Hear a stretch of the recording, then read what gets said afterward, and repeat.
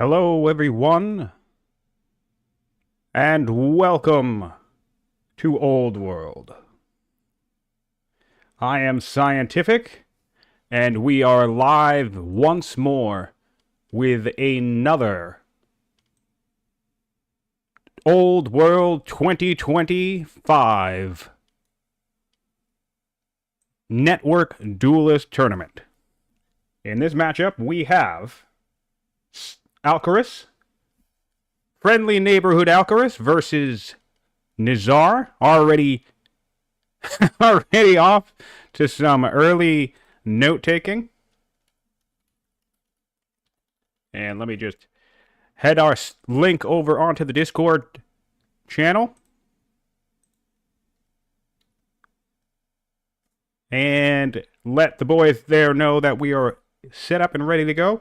And if you're joining with us live on YouTube after the fact, please give us a like, a subscribe, a comment. Head on over to the Old World Discord.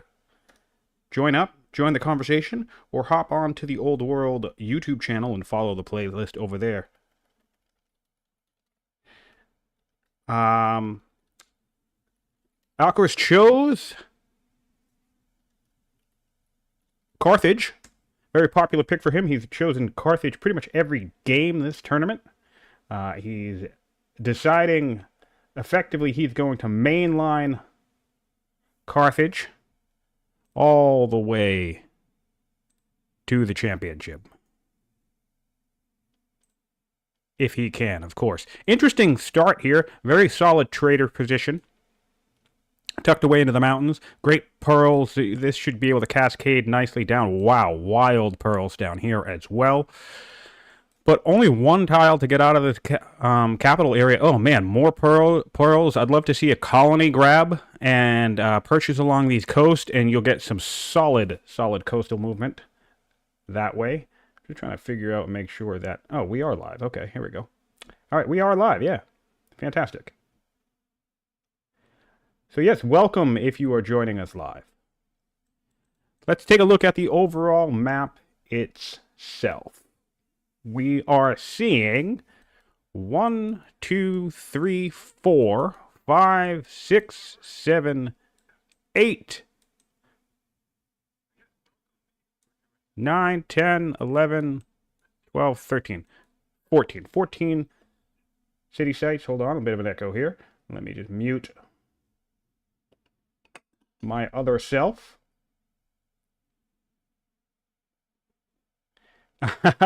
Yep. Carthage is a bit hard to spot initially because it's the same color as the player if they haven't picked a nation yet. Alright, so we are live, and we're good to go, and we're all set up.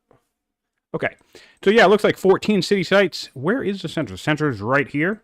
So 1, 2, 3, 4, 5, 6 on one side, 6 on the other, so that's actually, it's going to be, 14 city sites. There we go. The Thracians are on the map. The Vandals are on the map. And that's it. 2 tribes to work with. Some iron in the center here. Nizar greets our viewers, and we go for a Rome pick, judge, and patron start. So not opting for champions right away. Looks like we'll probably forward settle champions. Are there any iron location for champs? No, but there are solid patrons locations. So we'll see a couple of patrons land. Maybe the whole peninsula would end up being patrons if he wants. Doesn't have to be. Landowners would also be good there. Get those pearls online pretty quick. Landowners right here would be good. Landowners along this coast would be good just for improved tile buying. We do not have a builder on the throne. We did go judge, and the trait was intelligent. Okay, so intelligent judge makes sense, and we probably have intelligent schemer. Yep, we already luck out with exotic on the schemer within the first couple of rounds, so that's nice to see for Alcaraz. A little bit of a civic boost, and I think there's 1 or 2 decent events associated with exotic, so I'll try and keep my eye out on those and see if I can spot them and let you guys know which fun events have popped up because of the exotic trade. Always nice when you can trigger a decent event to jumpstart your economy in the early game. We are a schemer, so Carthaginian schemer certainly is a decently sized, powerful open. Oh yeah, this is going to drive me nuts. Recent patch has made it so it's hard to spot where the reveal is, but that's fine. They'll get that fixed. We're going stone cutting for Carthage. Interesting. Interesting opening on Carthage just because we're traders. I don't feel like we necessarily need... Oh, we're going right for Drama. We're going rapid expansion strategy would be my guess. Stone cutting into Drama tells me he's eyeballing this free settler. That would be the main reason why you'd want to grab that here. We're doing ironworking up to navigation. We have sovereignty, so it looks like machinery. So it looks like we're doing we're doing rapid expansion into 4 laws, cap it off with onagers, and let's go kill our enemy. Sounds great. Love the plan, Alcaras. Let's see how it pans out for you. We have both boosts on the same turn. This is fantastic. And that's sarcasm on my part, by the way. Mostly because Carthage sucks, and I love everything that throws a wrench in their plan. But really, one of the big drawbacks for Carthage, they have a very strong start, but you're almost always going to get this opening boost, and it's interesting to see with a stone-cutting opener. You do run the risk of getting both those boosts at the same time, forcing you to only choose one. But of course, tossing out the border boost at this stage in the game makes the most sense because you don't really need it. Good evening, Solver from Mohawk. Thanks for joining in the channel. Thanks for joining in the chat. Always lovely to entertain our generous and kind and humble development team that makes this game that we all love to play. Due to the size of the map, which I did not lay out, so it is a dual continent. It is a wide map. All settings are normal per the tournament rules. No deviations to the as far as I'm aware. So they opted to go to a tight timer within 3 or 4 turns. I think they're already on a tight timer now, so I think that kicked in by turn 3 or 5. Trapping with the opening for Rome. Love that grab. I think it's really nice on the nations that start with ironworking, especially the ones that start with ironworking and stone cutting. So you're looking at Egypt, you're looking at Rome, you're looking at Greece. Opening trapping right away is really solid because 2 things. You're going to get stone boost, which will give you the economy you need to put out a couple of range units. And most importantly, the reason why I like opening trapping pretty early on with those nations is because it can be easy to forget about. You can think, oh, I'm going to grab divination, and then in this case, maybe labor force pops up. So you're going to grab labor force because you're thinking navigation. And next thing you know, it's turn 35 or 40, and you realize you never grabbed trapping. You never grabbed military drill. So 3 things that take a hit off of this is A, you don't have a ranged unit for future combats, which certainly blows. B, your military production takes a hit. And then C, ever so slightly, your order economy takes a hit too if you are putting your barracks next to your garrisons. So, for this kind of arena, I like to grab trapping as early as I can, maybe even military drill. It's hard, obviously, to prioritize and diversify, but the thing about military drill, you're also going to be getting those officer specialists online, which is early science. I think wide has always been a popular pick. Dual square continent is the smallest possible arena that you can get in this tournament. Actually happens to be one of the reasons why I like it. I really enjoyed my game with Aaron. I like how we were just a stone throw away from each other for most of the time. And also, I kind of liked that we were restricted to a, not a massive, but not a small empire size. We both players stuck to 6 cities. You're pretty much going to have the same ratio here. So aspect ratio doesn't define city site spread too much, because on this map, on the dual square map I faced in my last match, it was 12 city sites, and this map is looking at 14 city sites. So not a major difference, but they are going to have to contest over this central site. Okay, so we can see traders, a second trader.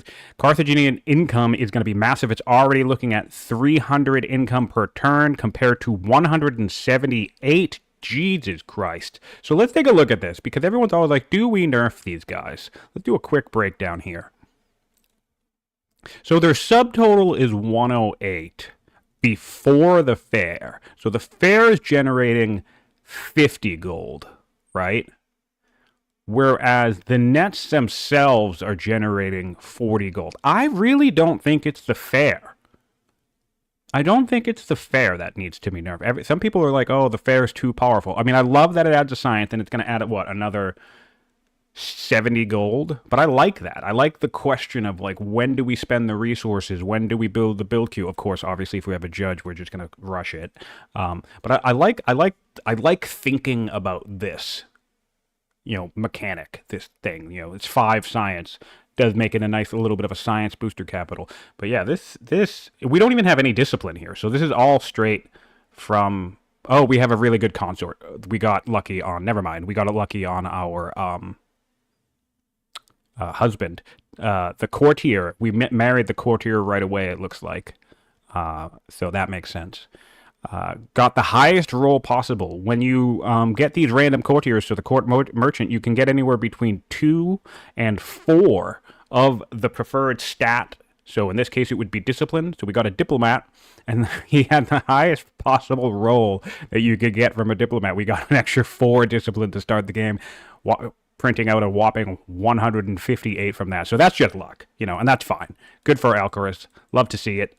But Rome's going to have to contend with that. We'll see how he makes out. Let's see what we made out with our courtier over in.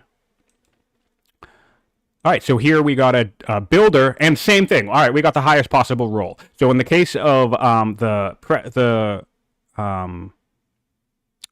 what's it called? The minister, right? Their preferred stat is civics. So a builder normally has 3 disciplines, so this is normal. And in Nizar's case, he actually got the highest. I wonder if that's related. That would be so funny. But he got the highest possible roll on his builder's charisma as well. But so a little bit different there, but still similar. Cool to see. Cool to see. Good for both of them. So basically, what's that? It is a 4 charisma, 3 discipline, vigilant builder, compared to what's over in Carthage. We have, well, it's the husband. A 3, yeah, they pretty much exact opposite stats, except for we have an affable diplomat. So either or, they're both great. Opinion in the family is great. Although, yeah, the one benefit of this guy is that he's already going to generate a massive amount of opinion for Carthage. I forgot about that. So that's going to be a net benefit to Carthage there, because don't forget, we do open with aristocracy, which allows us to assign an ambassador, and discipline. I actually discovered this. I've become really obsessed with commanders, because commanders can be ambassadors. Commander ambassadors, because if you get your religion up, right, it filters not just down into your families, but you can keep multiple religions happy. So even if you have like a pagan faith and a Zoro faith, this 60 is actually going to apply 60 to both faiths, and then 60 to the respective families that follow them. But yeah, we're getting over 105 family opinion from the king consort right now. Can we influence them further? If we influence this guy, we could intercess. I'll be curious if Alcaras picks up on that, considering his current gold situation. He does have the ability, and he's a schemer. He does have the ability to toss some orders into this. This might be a fine situation to influence Yutpan, right? Even though you don't actually need the opinion, but what you're going to do is you're going to do this to intercess your king consort, which will bring him to 200, and that's going to double these yields. Not from what they're currently at, because they're already boosted by 50%, but they'll go up another 50%, and yeah, you're just going to get wild, even more opinion from that. So I suspect he's not going to have this as a priority, because he's going to be distracted by not distracted, but he's going to be, he's going to think that his opinion's fine, so there's no reason to influence here. So that's going to be interesting. We're doing Statesman here by all the food. Fantastic. And let's go take a peek and see what's going on in Rome. Interesting. Clear momentum in Rome. Seems to have slowed down a little bit. Does make sense. You're dealing with lots of woods. This is going to be one of the reasons why the edge goes to Carthage. And another thing to think about in terms of their hiring ability, we had all this forest to get to. And it's very easy to think, it's very easy to think in terms of like just the barbarian units, but it's also terrain. You save orders, right? You know, these units are going to have to slog through all of these woods to get to where they need to go and then start clearing camps, which gives times for these units to spawn, right? So Carthage can just send a scout into these fringes and start hiring tribal units, and, you know, they can begin the process of clearing a camp while our slinger eventually catches up and finishes the deal. So you kind of save time that way, too. Just such an insanely strong ability. One turn away from drama as Carthage, getting a second slinger. Nice to see this coming out of Alcaras. Alcaras is a very greedy player, but really like to see that he's not going to fall into that trap of having an army of 100% tribals. Yes, that's a good point. XP and stuff that we were talking about for all this stuff is always does amount to XP for the leader. Influencing gives you 20 XP for the leader when you run away with it. And some decent events can happen. If you have good opinion, like right here, this guy already likes us a lot. Influencing him could lead to an interesting event of result. I think there is a surprise baby that can happen off of a influence event. I'm not 100% sure because I honestly don't influence all that much. But pretty much every action in this game has events associated with it. Everything from even manually changing your religion. If you adopt a religion, there are events specifically that will trigger off of you adopting your religion. So pretty much every manual action that a player can take has at least a handful of events tucked away that are always nice to find, or in some cases they're shitty to find. So that's always something to think about. But yes, what was I saying? Yes, the military unit. Love to see this from Alcaraz because he tends to be a greedy player. He tends to end up relying too much on his tribals, and that can put him into a risky situation. He's been doing well so far. Both of our players have won their last 2 matches. They have yet to lose a match in the tournament, so this is an upper bracket match. Alcaraz will, I think, be a formidable opponent for Nizar overall, but I think Nizar poses enough of an early threat to Alcaraz that he could cost himself the game if Alcaraz slips up. So this slinger right here shows me that he has his wits about him and he's thinking, all right, don't throw away the early game to a greedy, aggressive, power-hungry Nizar who's piloting Rome at the moment. Because Nizar, definitely, if I've gleaned anything from his playstyle, both watching him play some practice matches and as well in this tournament, he is an aggressive player that likes to go as hard as he can, as quickly as he can. So that type of strategy certainly could counter Alcaraz, who tends to be a greedy player, but this tournament has been showing off that he's not shy to roll up his sleeves, sharpen his sword, and go kill somebody early on if he has to. So, nice to see. Lots and lots of merc buying. There's just going to be so many mercs on this map because of this income that we have right now. It's just going to be crazy. There's also gold in the city, by the way, which is awesome, even for a trader's seat, because that's going to give you that 50% gold boost. Now, let's see here. We are just 2 turns from a culture level up, and I suspect we're 2 turns here as well. So currently we're looking at 12 culture in the patron seat compared to 10 culture in the trader seat. Generally speaking, I've run ample. We do not even have the 3rd precious resource online yet. Generally speaking, by the tests that I've run, as long as the patron seat has at least 3 precious, even if they are 3 pearls, they will generate overall more culture than a trader's seat. So if Nizar is thinking about a legendary push, he could pull that off. Of course, Alcaraz is a skilled opponent economically, so he would certainly be one to beat. So on that note, let's take a look at the wonders that are going to be in the game. We have the pyramids, really, really great grab. Yazakalir, also a nice grab. Ziggurat, great grab. So pretty much solid wonders. I think maybe the Hanging Gardens, we don't bother with that. Lighthouse would be insane. I think you want to grab this if you are Rome. I think I would high prioritize this right now as Rome, and the main reason for that is if you grab this as Rome, you will effectively equalize the gold bonus on this map. Traders is 100% bonus to nets will now apply to all of your Roman cities, and you don't have traders. So I honestly would not be surprised if Nizar spots the Wonder List if he does a heavy priority to Lighthouse to equalize that gold deficit, because he knows that he's dealing with the Carthage traders in a gem of a trader spot. So we'll keep an eye out for that. Jebel Barkal is also important. Always nice for a nice order boost in the mid-game. Museum, a powerful one. Colossus could be great as well. And, of course, we have the creme de la creme, the Heliopolis. Awesome, fantastic endgame orders to look at. And, you know, then, of course, the Hagia Sophia, Vector Suk, and Pantheon. But legendary things are difficult. Legendary wonders, rather, are difficult to get into the game in this type of arena and actually make them pay off. So Rome does know that there's iron in the center of the map. Carthage is out in the open with their schemer. Can see that Rome's making progress to clear this camp. What do we have up there for these guys? Trader, yes. States again. States. Trader. So it looks like we're going light on the riders over in Carthage. That's fine. That makes sense. And we have a settler ready to go.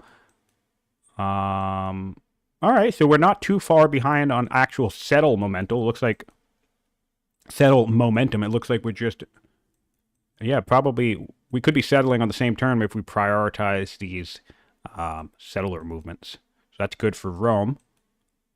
Stone boost is up. Let's see if we decided anywhere that we're headed for Nizar. Nothing specifically flagged. Really did like the trapping grab, though. Stone boost again, as I've been saying. Oh, we're tossing stone boost. Okay. I mean, I can understand it if you're trying to get to where you're going, more importantly. Like, divination is certainly a nice, solid grab. You also don't want to forget divination because it's a great way to make sure that your opinion stays locked down.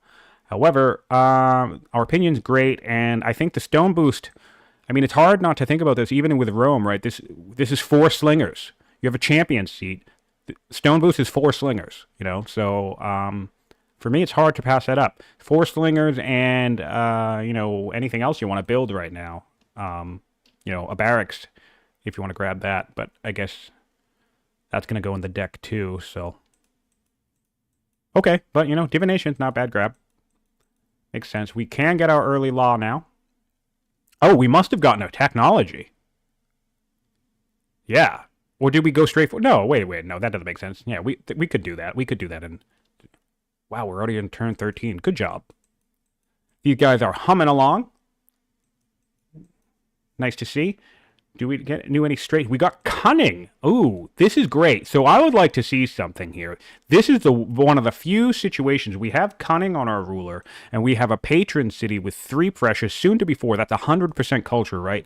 The real estate in the capital is pretty low, but this is one of the few instances where, honestly, I think I would toss an estate, try to find a spot to put an estate somewhere in this city that's going to help keep you completely happy. I mean, patrons doesn't really have that issue in general, but that allows you to rush with your judge indefinitely, because eventually not only will you get this happiness boost from your cultural level up, an estate and a couple of luxuries will completely zero out this happiness in no time. You'll get 100% culture from the estate, allowing you to zoom up even further to legendary or wherever else you want to go. And now that he's cunning, he'd actually get 2 orders per turn for as long as he's alive, or if he ever brings in any other current cunning characters into the game. So could be worth it. Obviously risky, because you definitely don't want to completely shut down the military build queue of a city, but I like to rush a lot of shit anyway. So if you can build yourself up to a rush economy, you can put, you know, you have champions, right? So you can do your primary military training output from all your champion cities. You also are Rome, so you can do that pretty much anywhere. So I think turning one city into a rush hub probably isn't that big of a deal. I think he could afford an estate there. But again, certainly a risky play. Also, hello, Filthy Robot. Hello, Hazard. brings act, and hello to the other 20-ish of you in chat. Thanks for joining us live. Everybody's always excited to see Alcaraz play, and we're all happy to be watching Old World get played in general. We now have Gracious on Alcaraz's Schemer, so that's another 2 charisma. So really strong stats on this opening ruler. 5, 4, -1. -1's not too bad to deal with long term. We're getting close enough to be able to settle, and we have another settler coming out along the way.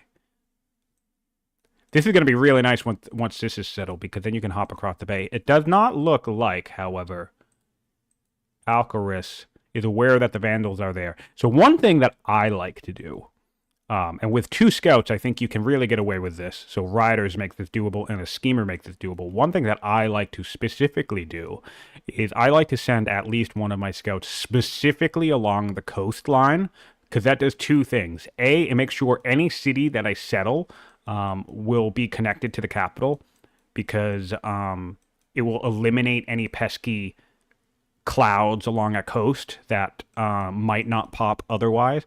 And then B, it also just helps you discover any tribal sites that you missed. One thing that I think, one nation I think is a little underrated on this in this particular match arena is Babylon. I think even on a continent map, Babylon can be a nice pick, because I think exploration is a very solid opening law, and because it allows you to just, like, once you hit this mountain range, you could just send your scout into the ocean and just keep going. Really, really versatile exploration ability with Babylon on a continent map.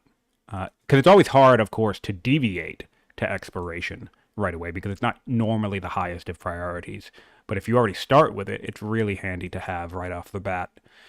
Making fine progress clearing here. It looks like we backed off this central site. Probably don't want to be clearing too close to Rome. That does make sense. Let's take a look at the power score at the moment at this stage.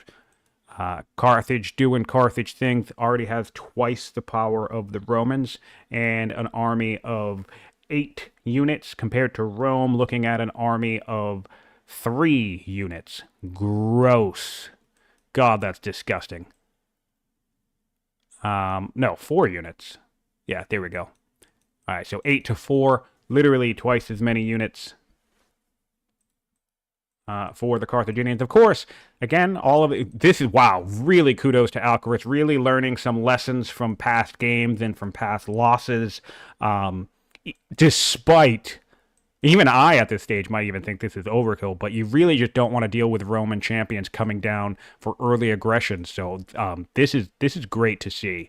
I love that despite having the massive span of tribal units under his employ, he's building a second slinger from his rider seat already, making sure that he has solid defensive troops if Rome tried to go for early aggression. And the other thing to think of is the majority of tribal units bought by Carthage at this point have been barbarians, which means they're not going to be able to upgrade past strength 4 anyway.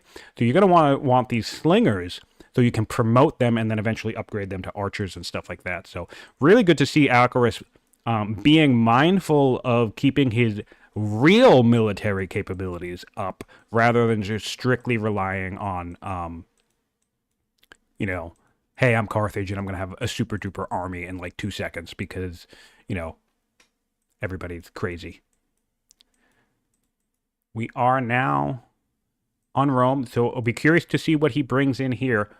If he brings in landowners, he will be cutting out statesmen, and believe it or not, I'm going to shock everybody who knows me by saying this. I think that will probably be a mistake here. I think you don't want to cut out statesmen. Just because you're already going to deal with a unit discrepancy, Carthage is going to have a lot of trash to throw at you when it comes to blows. So there's 3 things to consider when it comes to fighting a battle against an opponent, right? You can be stronger than your opponent, but it won't necessarily matter if they have more orders. You can have more units than your opponent.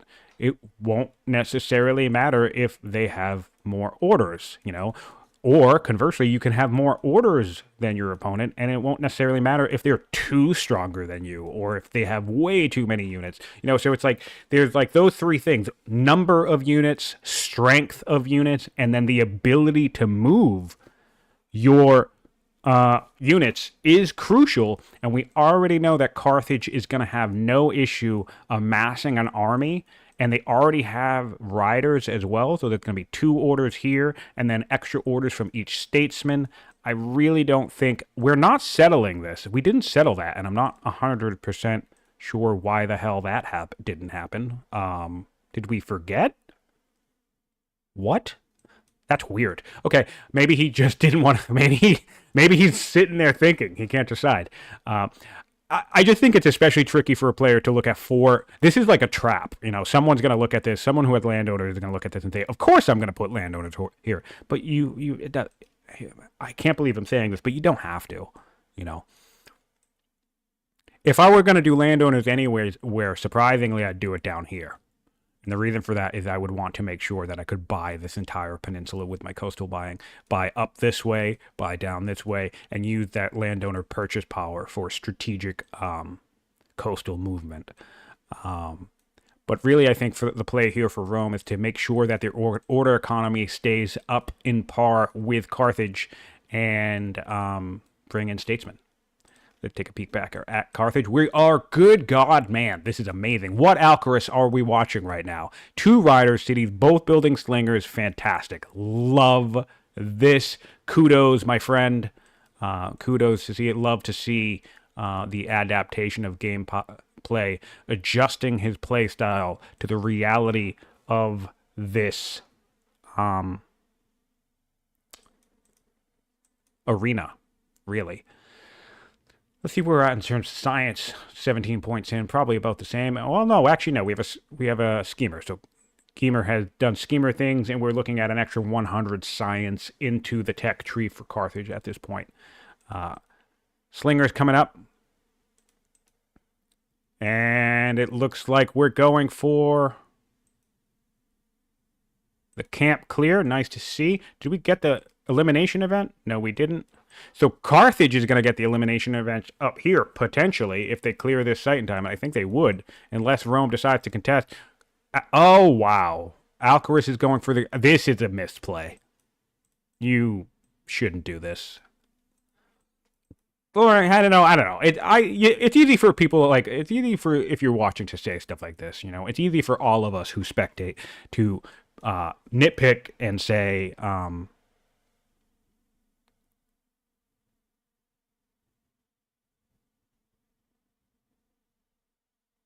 Yes.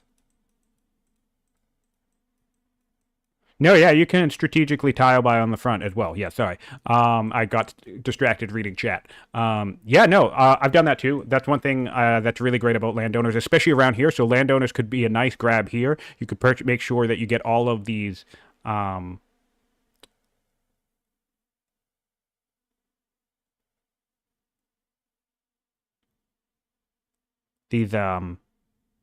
coastal tiles, which would all be movement for your opponent. And it looks like Alcaraz is backing off here. Makes sense. Lots of champion units in the vicinity.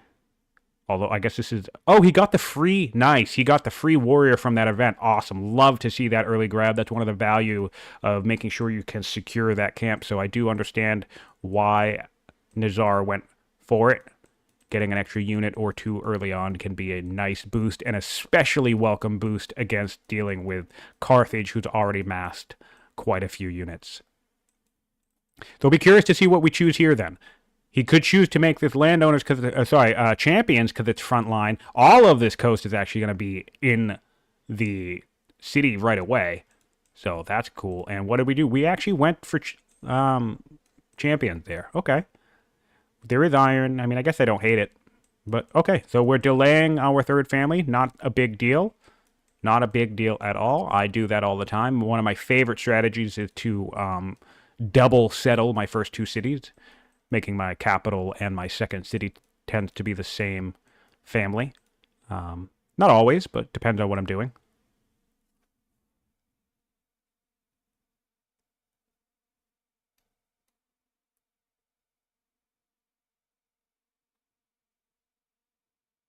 This is really nice.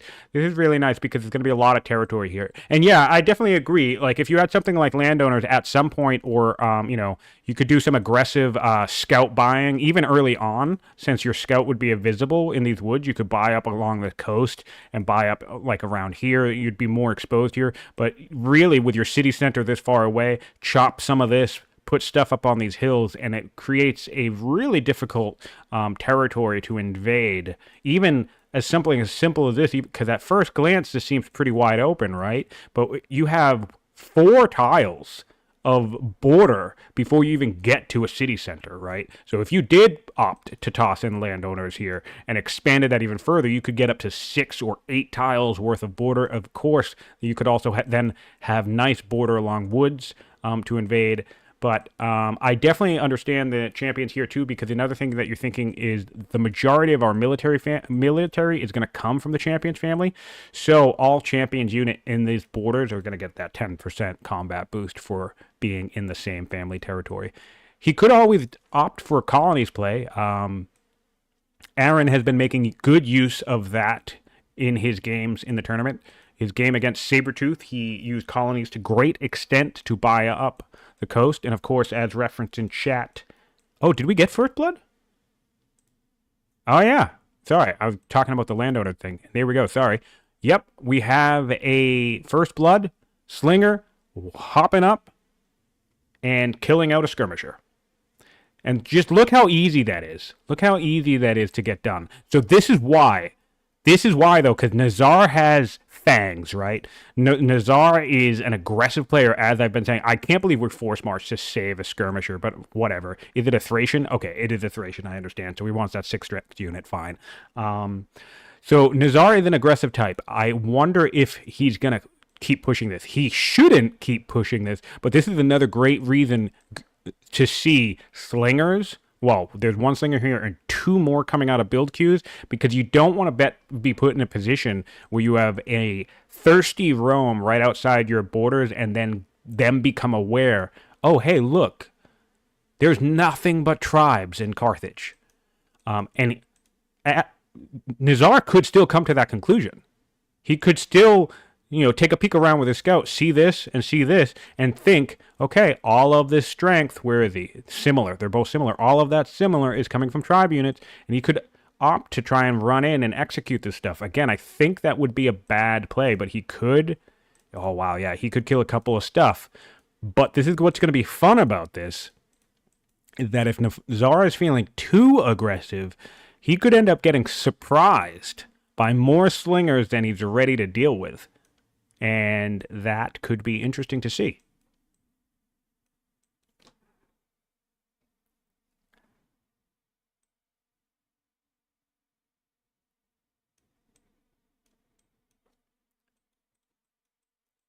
We're getting poll lists for the Carthaginians. It looks like any particular reason as to why. We could have gotten administration. Maybe could be thinking forestry. Any camels on the map? Let's see. Camels have been making quite a showing in the map. The tournament. Oh, the schemer's already dead. Thanks for calling that out, Nizar. We have an early death. I did not catch what could have very likely been the event that caused that. Let's see what we have. Yep, she was killed. Awesome. Good for her. Love it. Love to see it. Take Alcaras down a peg. Oh, but okay. We get. This is great, though. When one door opens, it closes, another one opens. Alcaras has his pick of a builder, a scholar, a zealot, and that's it. He can literally just pick the archetype right now, even though she's 12 years old. So this is a fantastic. He could choose to keep his science rate up. He could pivot after his early expansion boost by using all those orders, right? He could pivot directly into an early builder right now, which is more his comfort zone, right? Which is more his comfort zone. Or he could go aggressive, thinking in terms of his long-term aggression play here, and grab the zealot. So he could keep his science up. He could pivot to builder, which honestly, I think that might be the play, because you've already mass settled. You're doing another slinger down here. That Builder will allow. Oh my god, he went for the Zealot. This is the aggressive Alcaras. Hardcore. That's so funny.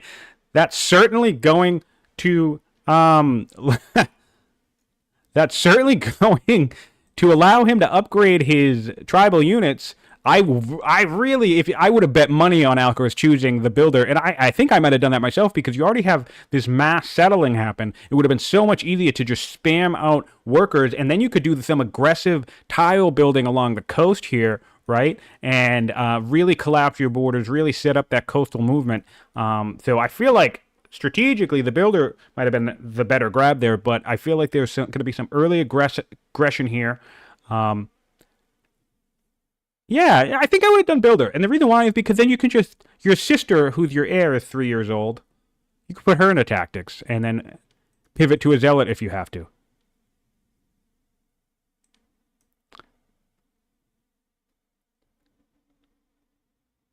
But yeah, so really cool to see. It's definitely going to help. We're getting 48 extra training from the ruler, so it's certainly going to help upgrade our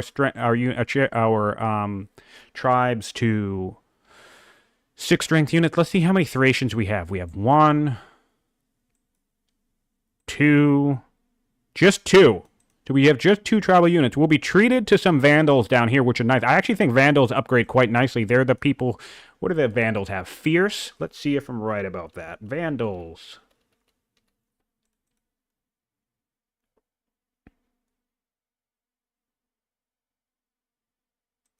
Yep, they have the fierce promotion. So you get your club throwers, and they're going to get that 10. All of the, not all of them, one of the 2, melee or ranged tribal units, when they upgrade to 5 or 6 strength, they get a special promotion, and the Vandals promotion is fierce. The Gauls is ranger. The Thracians is Highlander.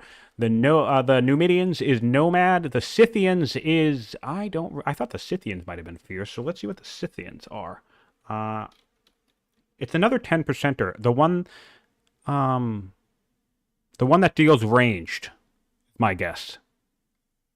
Shield Bearer, I was right. Awesome. The Scythians do Shield Bearer, and I think that's it for the tribes, right?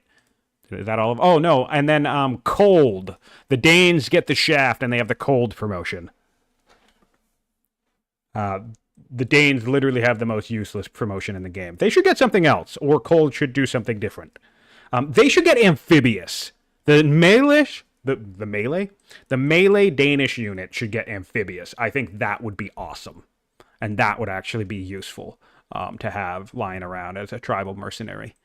That's my take on that. Cold is just useless. All right, so we do have a settler out in Rome. 2 slingers coming out in Rome as well. So expansion is benefiting Carthage here. Another reason why I think maybe that builder would have been a nice grab, but I guess we're just going to start fighting early on, which, hey, I don't hate it. It's going to be entertaining. How are we doing in the capital with our judge situation? We don't have is there no growth in the capital? Literally just goats? Okay, yeah, so not a growth-heavy capital. I know our players love intelligent and all this stuff. We did get righteous. That's great. One thing to think about in this situation, if you're observing your start and you don't have growth and you're not going to take something like Hittites or Persia to get the pasture, it could be a very wise decision to grab something like Affable in a situation like this to have that inform your growth. Traders, on the other hand, will be able to... Oh, we're rushing a settler. Love that. Will be able to put their shopkeeper out when they feel like it. I wouldn't be surprised if we see that get rushed as well.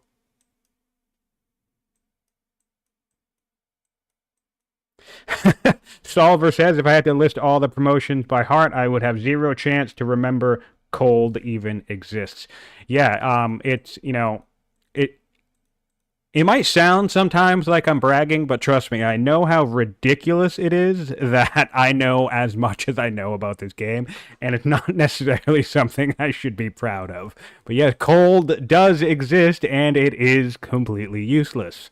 So that, I mean, every now and then you get like a band of Tundra, right? But I just think something like maybe Amphibious or whatever could be cooler, because rivers always show up, right? If this was Danes up here, got a couple of melee 6 tank guys, and that could really surprise someone along the rivers.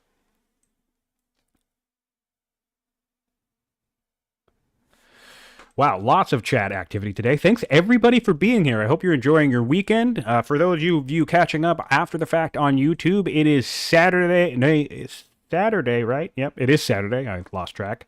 Saturday, November 1st, 2025. I think I added an extra 20 there, but, you know, what is time anyway? Yeah, so it's 2025, November 1st. If you're watching after the fact, I love that you're here as well. I hope you've been enjoying the tournament at whatever point in time you've tuned in. I think Nizar is still on his break here, so we're just kind of waiting around for that to come back. Our military has equalized a little bit. We've had these slingers coming out, and this is again another reason why Alcaras is playing very smart by adding slingers into his roster. It's very easy for him to fall. Honestly, not just him. It's very easy for any player playing Carthage. We've seen this in the tournament to get to year 20 or year 30, and you look at their units built stat right over here, and you see that Carthage had built 0 units. So this is at 1 right now to 3, and this is going to go up to 3 themselves in just a few turns, and he has another one on the way. So this is very, very good. And just because you can trap yourself if you have a champion's nation that's just pouring, especially Rome, because they have that fatigue, right? They can cross the map early. Pouring their build queues into unit production, well, you're just going to get caught with your pants down, and you're going to lose a lot of tribal units and maybe even cost yourself the game by getting rushed out. And if you get rushed out as Carthage, I'm not going to lie, that's pretty embarrassing, because Carthage is the king of rushing people. So you definitely don't want to be the person who loses to an early rush when you're Carthage, because come on, man. Don't do that. All right. What else do we have? I'm curious about workers. Neither player has built a worker in 20 turns. That's fine. They're definitely being mindful of the possibility of aggression from their opponents. And we have 5 technologies to Alcaras, 3 for Nizar. So 5 improvements to Alcaras, 3 for Nizar. So a little bit of better economic progression, but a lot of that science will equal out. Actually, in fact, now that we chose the Zealot, we have 16 science in Carthage compared to 29 for the Romans. So that's going to be a nice advantage swinging in Rome's direction from that early death. I wish I caught the event that caused that, because it did say that she was killed. So unless she was a general and died, I assume somebody got grumpy at her scheming ways and took a knife to the ruler's heart, which is honestly my favorite thing to ever happen. I really think it's fantastic. We have aristocracy coming up now for the Romans. Nice grab. Divination into aristocracy. That's a classic science booster. Still, we did grab our trapping early, so that's fine. We have a safety net there.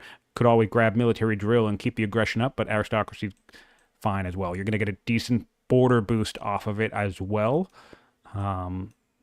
Leaving this back line open might suck long term, because it's always really, really shitty to have to go backwards, right?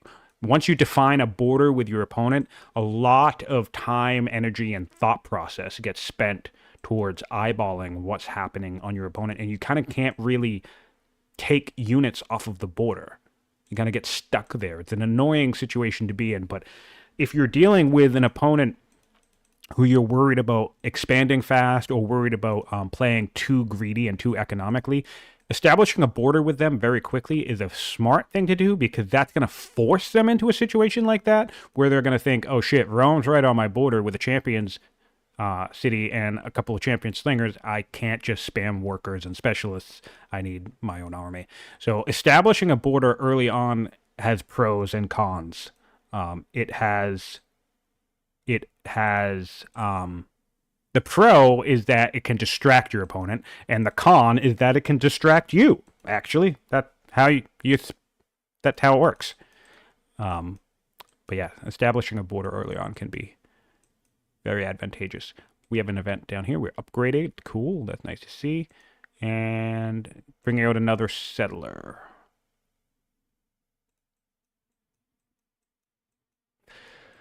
It doesn't look like anyone has clocked that the lighthouse is in the game yet, because um, I think Alcaras, at least, should have been able to purchase it by now.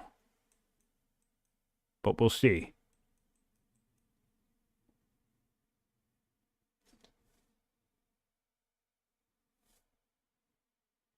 Oh, that's a good point. Yeah, there is a list of events. This is the full list of events that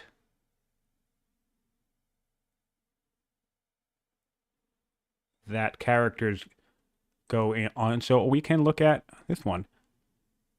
Oh, okay. This is totally fair game. This is not random. It is player choice. Alcaraz risk this. So when you clear the Thracian site, you get Diglis, whatever his name is. He shows up, right? And basically you have three options. You can kill him outright, you can challenge him to a duel, or you can accept him into your ranks, right? If you challenge him to a duel, you can die. So Alcaraz brought this onto himself. Or maybe some version here. Maybe if you take him, I don't know if this is a follow-up to hit. Maybe we just accepted him. But anyway, if you want to avoid this event, just make sure Diglis dies, and you won't have to deal with him in the future.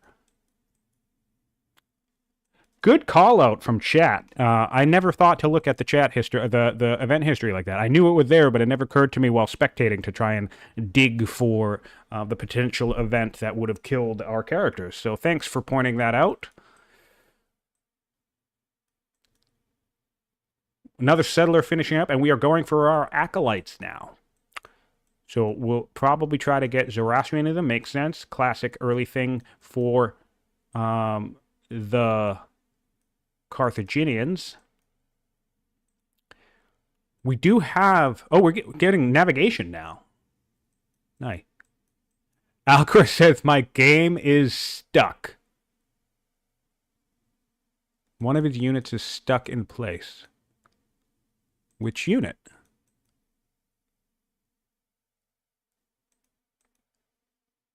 It's a visual bug. Okay. Should fix next turn. Interesting. Which unit?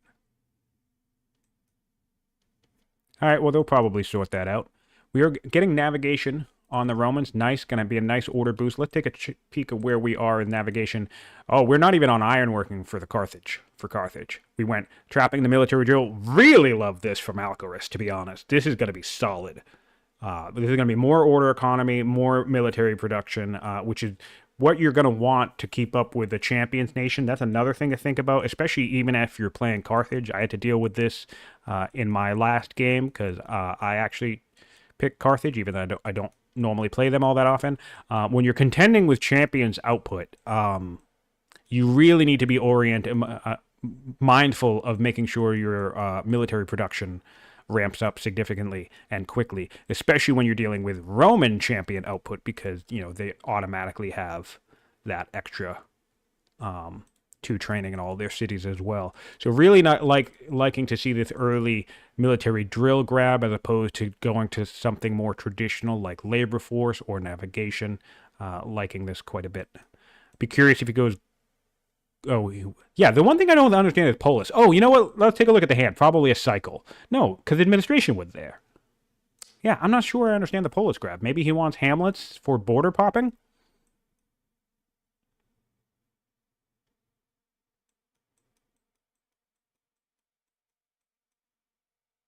All of Alcaraz's units... Sorry, Nizar's units are stuck in the same place.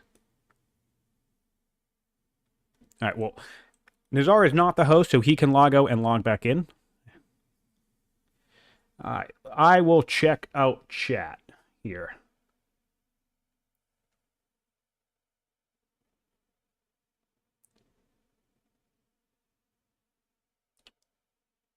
We have First Blood. Wow, very active today.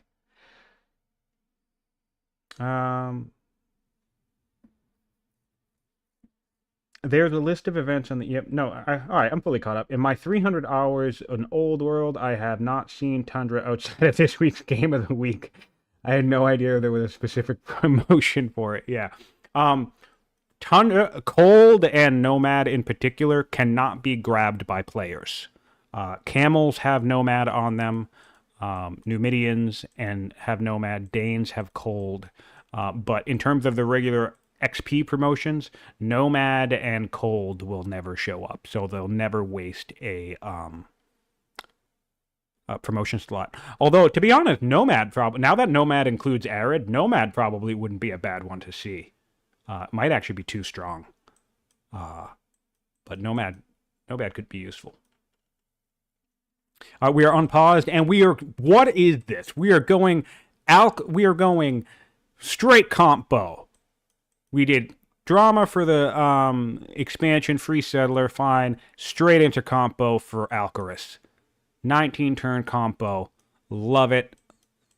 Love to see it. So what I'd like to see from Alcaras is once he gets a new citizen, spend some civics, rush out that elder specialist real quick, because that will send you on the way to combo much faster as well.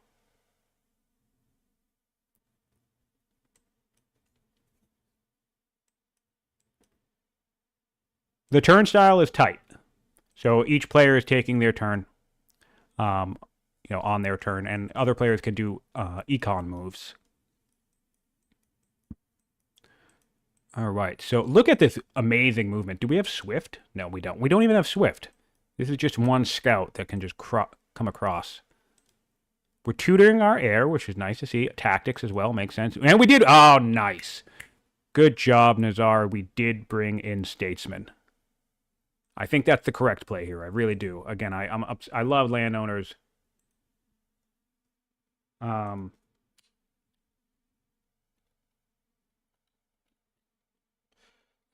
I love landowners a lot, but for someone like Rome, I would say that I'm cutting well, I mean, I would cut Statesman. It just depends on my matchup. It depends on my matchup. I think the biggest thing about Statesman is family selection too is also you need to consider your opponent, right? So if your opponent has champions, that's going to influence, maybe how many military families you bring in. So going riders into two slingers makes sense. If your opponent has statesmen and you have statesmen, well, then you can kind of reasonably assume they're going to pick statesmen. So it's kind of a detriment to you not picking statesmen. But maybe if you were up against someone over here like Greece or the Hittites or Babylon, who don't have too many inherent order advantages in a part of their kit, right? You could get away with bringing in landowners if you wanted to, or you could just opt to use statesmen for the order advantage. So there's flexibility, but I'm glad to see Rome go statesman here. I mean,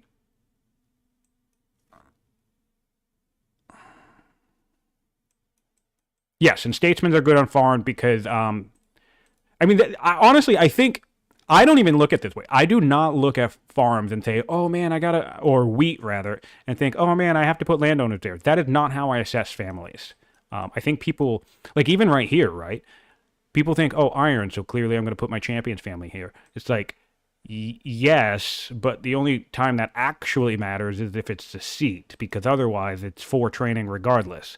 So in a city like this, I actually might put landowners because I'm going to put a mine here and then a miner in here, and that's going to catch me up, and get me back to building units. Basically, it will effectively break even in a shorter time frame in terms of potential training there.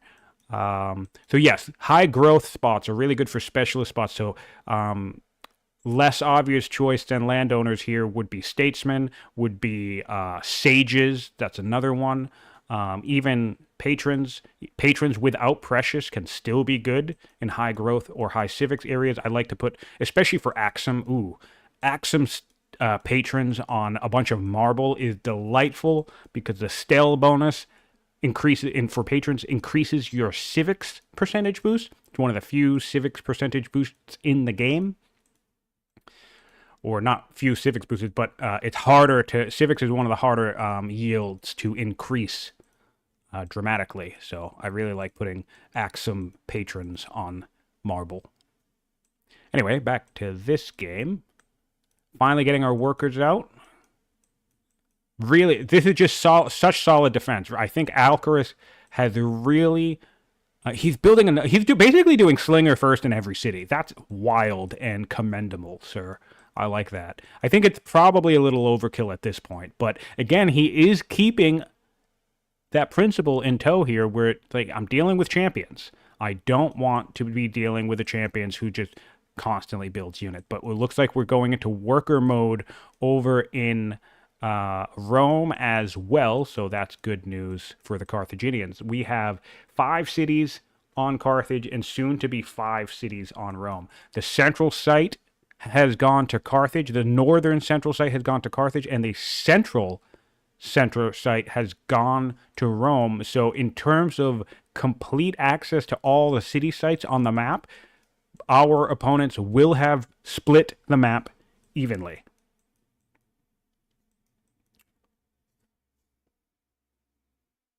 Oh, that's an interesting point. So let's take a look. Let's do a comparison here. We have... I think both players are going primarily on gold here.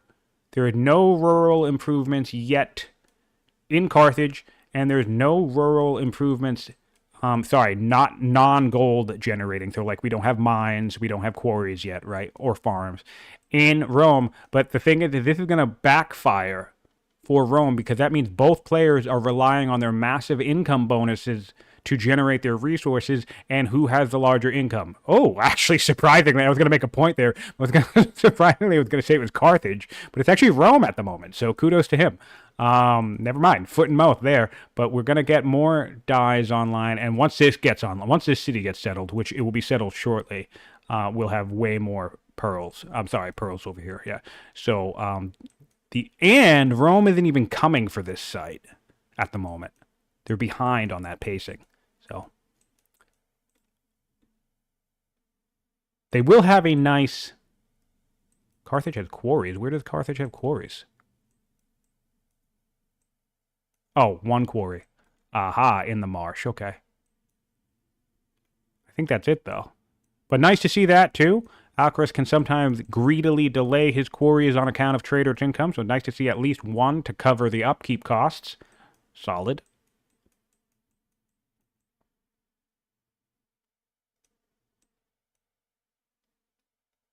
We're back at Rome now. So yeah, I think this is basically what you're going to deal with. You're going to have a buildup along this border here. And I think Rome could stand to pull these troops south and start trying clearing this peninsula. Let's look at the map exploration. So Rome doesn't really know what's down there. So this is... all we can see of the Romans in the map. We know Carthage is directly west. And then this... oh, I like that swapped. I like the swapping. I don't mind manually swapping back and forth, so I don't mind if I was in the middle of saying something, if I have to swap immediately back to the next player, if it interrupts me a little bit. I actually like the auto-swapping quite a bit. So yeah, here we are, and this is the Carthaginian viewpoint. So any landmarks down here have likely already been discovered by Carthage. So the Plavis River, I suspect, will be... Carthage and maybe the Drillo, but that could have gone to Rome. We could probably spell that out here. We have 2 landmarks discovered, and we've named 10. So that's a lot of named landmarks. And then over on Rome's side, we have named 4 landmarks and discovered 3. So a lot more landmarks, but that's to be expected when you're opening with a schemer, especially a rider's schemer. You have that invisibility and you have those extra orders to zoom across the map with your 2 scouts to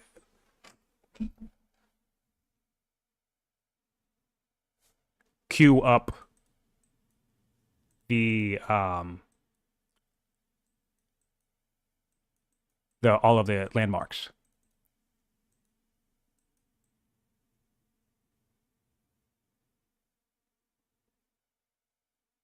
How many elephants are on the map? That's a great question. We checked for camels. I don't believe we found any. And interestingly enough, there are There are 0 elephants on this map. So Carthage is going to have one hub that generates its unique unit. He's going to have to choose that hub carefully. Very likely will only be one of these 2 cities, obviously, because those are currently the only rider cities. So that is fascinating. Yep, as far as I can tell, there are no elephants on this map. So that will be a nice advantage for Rome here. We could see the fall of Carthage in this game.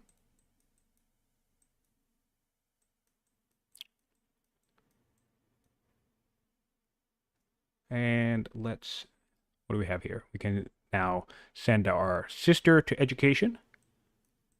Really nice. Yeah, so we have discovered the Vandals, which will be really, really nice. That'll be a nice 6 strength unit. Because, again, those have the Fierce promotion.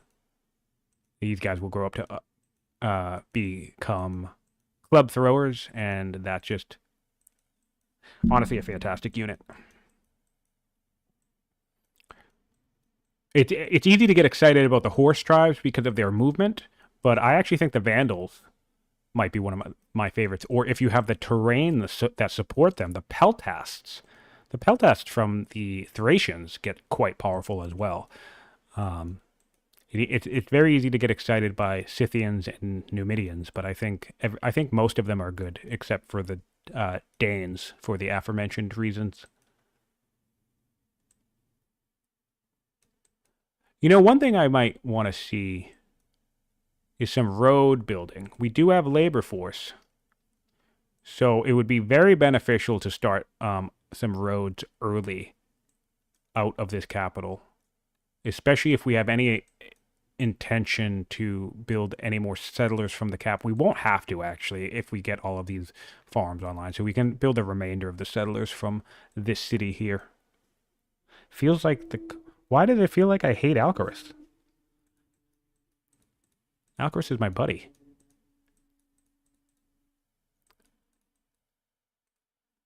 Oh, I couldn't see that event, and oh man, too bad that's not the capital. We got a free estate event in the capital. I would 100% take that as Rome. So yeah, in this case, you just want to take the Grand Dole. That's pretty straightforward. And we're getting Phalanx. So, makes sense. Obvious grab. I don't really think we need it on this map. I'll be curious how quickly Nizar will be able to intuit that there are no elephants on this map.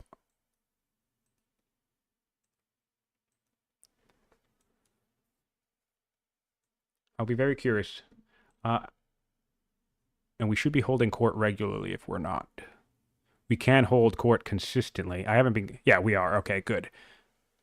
Yeah, we have 84 training per turn, so we can slam this hold court button, which is what you want to do when you start with an early judge. One of the best benefits of starting with an early judge is you effectively get this civic rate every 2 turns, as long as your training is at least 50 training per turn, because it takes 2 years for the mission to complete, and that will give you 100 training, and you can just slam this as much as you want, as long as you don't need to do anything like influence and such like that. And if we take a look at hold court, that gives your ruler XP, it gives you civics, 60% chance, it can generate new courtiers, which is always useful, or you get the occasional hold court event. Some of these events can be annoying and bad, like some of them will just force you to pay money outright, but even some of the other ones are decent, but really the civic income is just absolutely worth it. We can get the mysterious sword on our zealot.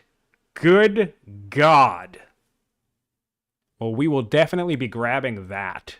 We can also enact colonies, lumber mills, or become the engineer. I think we don't really want any of these, to be honest, so maybe we just take the ambition to enact colonies for the culture and then do that at some point. Did we take the sword? Of course we did. Nice. Really nice. Mysterious Sword on a Zealot is going to be fantastic. Um, Beautiful Sandstorm kicking in.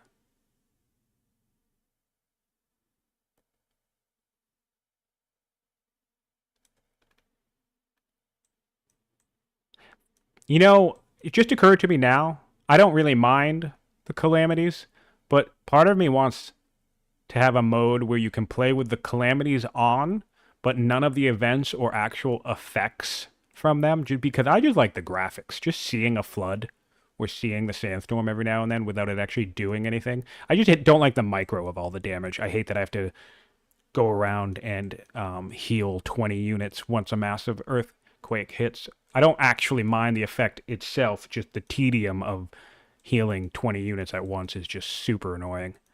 If there was like a heal all button that would just heal every wounded unit in my empire with one click, that would be fine. Um, but there isn't, and I don't think that would make sense to implement that either. So, love the calamities. They're just a little tedious at time, but they're beautiful to look at. Are we? Do I have sound? Did I forget sound? I did. Sorry, I play the game muted. There you go, guys. Now we should be able to hear this now. I can't hear it because it's still muted for me, but you guys probably can.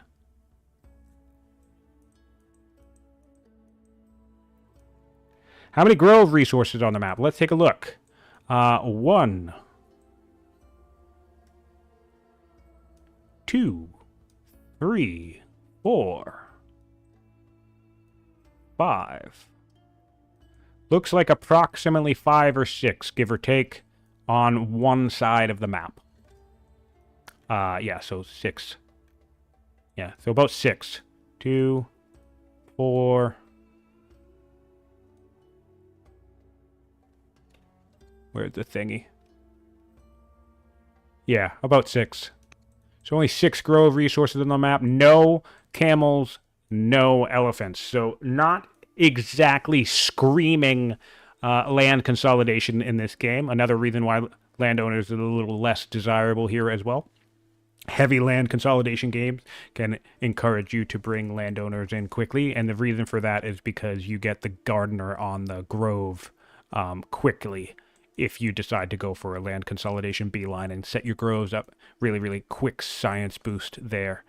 Yeah. Danes still have... Danes have cleave on their Huskarls? What? Is that modded or is that real? Holy shit. Never mind. They have cleave. Danes are fine. Cold just for flavor. That's amazing. That's an amazing promotion. Never mind. They're sick. These are better than axes then. Not against spears specifically, but axes are 5 strength units with cleave, I think, 1. Right? Oh, I'm having a realization here. You just blew my mind. This is cleave 1, right? Cleave 1. Okay, so axe is a 5 strength unit. Yes, anti-polearm, but let's ignore that for a second. With a 25% cleave, you can get, with Carthage, you can get the 6 strength elite Huskarl, 6 strength with a 50% cleave. Never mind, cold doesn't need to be changed to amphibious. They don't need a buff. That's massive. I just didn't know what I was talking about. Hey, see? I can't be right about everything. I don't know it all.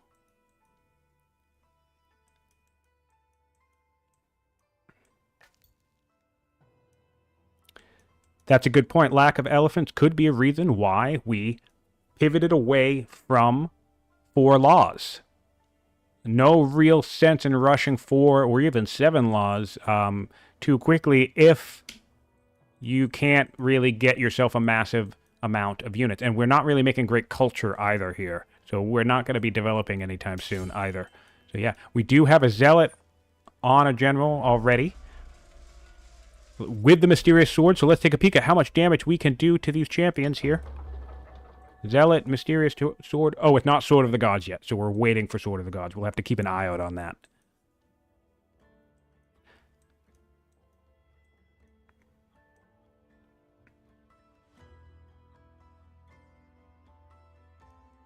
Yes, I would go colonies for the north. Definitely go colonies, but you're going to need exploration or a ship in order to grab it up here. So at some point, you're going to want to get exploration and send a scout up here, or you need to bring a boat. Nizar could build a ship. Nizar could build a ship and get himself colonies and buy all along this coast. And then the other thing that's nice about buying along this coast is because of the way that these resources are panned out, right? Even without actually getting even without buying every single tile, it's going to be a lot cheaper to buy along this whole coast because the borders will snap towards these resources. So that's going to be really, really solid to bridge this. And then you'll just have instantaneous movement from a capital, a very well protected capital, mind you, all the way to this front line. Very, very valuable. And you can do the similar thing down here where you can get all the way to the front.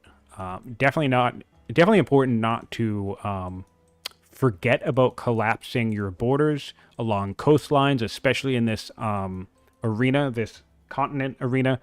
It can be a crucial logistical mistake to not collapse your borders. And of course, I am speaking from very recent experience. Certainly not a mistake you want to make and realize the blunder at the end of a game you've lost. Getting Festival, likely want to do that to get... Oh, we got Zoroastrianism. So we're fully secured here. We probably spent civics on that, I suspect, or maybe not. But either way, we have both of our acolytes, and there were no temples in Rome at all, I believe, right? Not temples, shrines. There's no shrines, yeah. All right, so really looking good for Nizar. For Alcaras here. He's strong, very well defended, which is what you want to be against a Roman player. He's getting his 6th strength Peltast. He renamed it to Thracian 1. That's fun. That'll help him identify it in the future. Cool. And yeah, now he's in worker mode. He has a second trader's site, which has not even been cleared or addressed from Rome at all. I think we're having a lag in expansion here. We have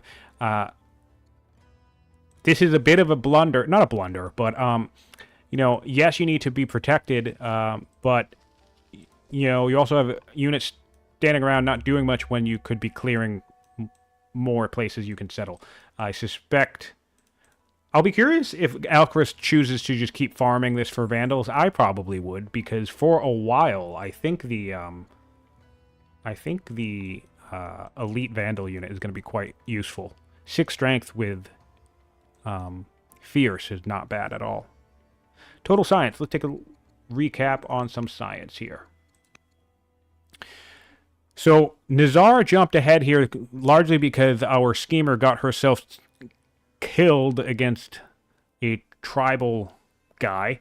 But overall, in terms of complete investment, this Nizar has basically caught up to Alcaras. 727 science in the tree for Nizar versus 711 for Alcaras. So this gap here has made up for this gap back here. So Nizar will start creeping ahead in terms of overall science output at 43 science per turn compared to 27 science off of Alcaras. Now, I'm curious how much of that is coming. 15 is coming from Roma. 7 of which, or 7 in general, is coming from our ruler. Yeah, 7 is coming from this guy. Yeah, that makes sense. So half of our capital science is coming from our ruler. Nice. Yeah, so that'll dip down more towards Alcaras levels once we have once this guy dies. Especially if we have a commander on the throne, a timid commander. That kind of sucks, but it's not on the throne as an heir. And Alcaras actually has wisdom on his ruler now too, so he's not coming from a deficit anymore. Swift. He was able to get Swift onto his ruler. Swift Zealot Carthage is exactly what you want to have when you're going up against Rome. And he will have the ability to in lists. So I would not be surprised if we see some early aggression from Alcaras here, because every kill he takes will allow him to get an extra unit.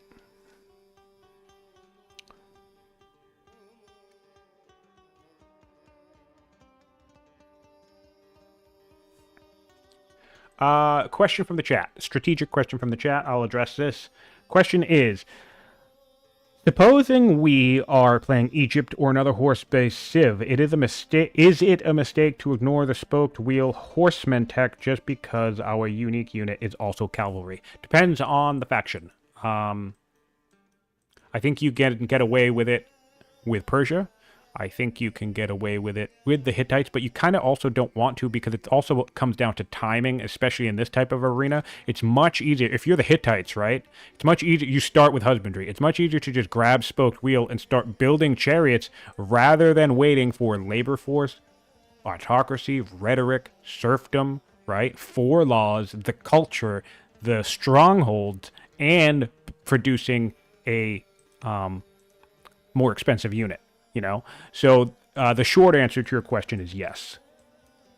No, sorry, is no. It's not a mistake to grab spoked wheel anyway. In fact, I think it, generally speaking, and I'm guilty of this too, I think it, generally speaking, very easy to ignore spoked wheel, but I think it's a misplay. You want to have a routing unit in your army, at least a couple of them lying around, because you will be so happy that you do when you are in a conflict and suddenly you can do just enough damage to get a couple of kills all on one turn. Even if the chariot dies right away on the next turn, doesn't matter.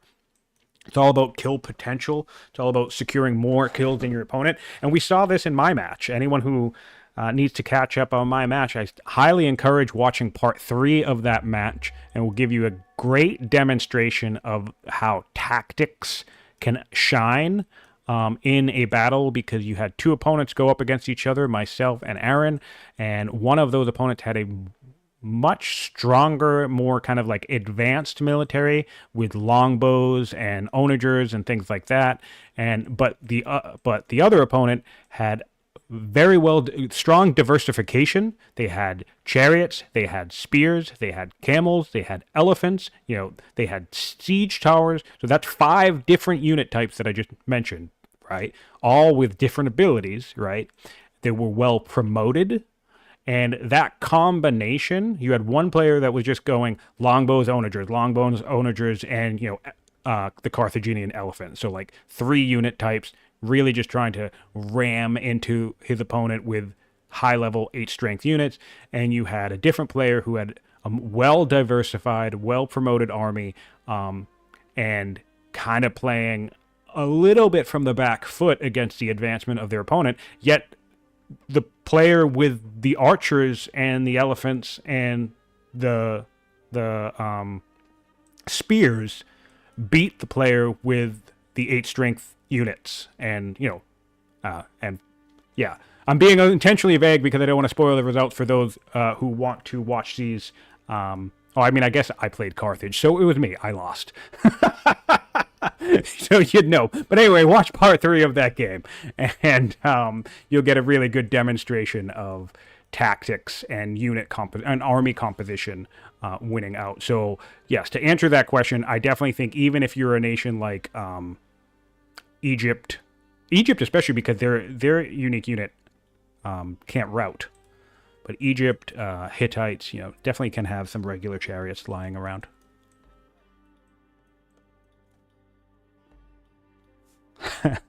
Solver says, love hearing criticizing scientific tactics. Well, I do not spare myself the same level of judgment I throw around to everybody else. If anything, I'm probably the most critical of my own play. It's very easy to look back on a game and think of all the 10 different things you could have done differently and how you, quote unquote, should have won a game. I think we all feel that way sometimes after we've lost a multiplayer match. You're like, oh, if I only did this, and this, and this, and also that thing, and then this thing, I would have won, right? You all have that experience. But yeah, of course you would have won, because that's why you lost. You didn't do any of those things.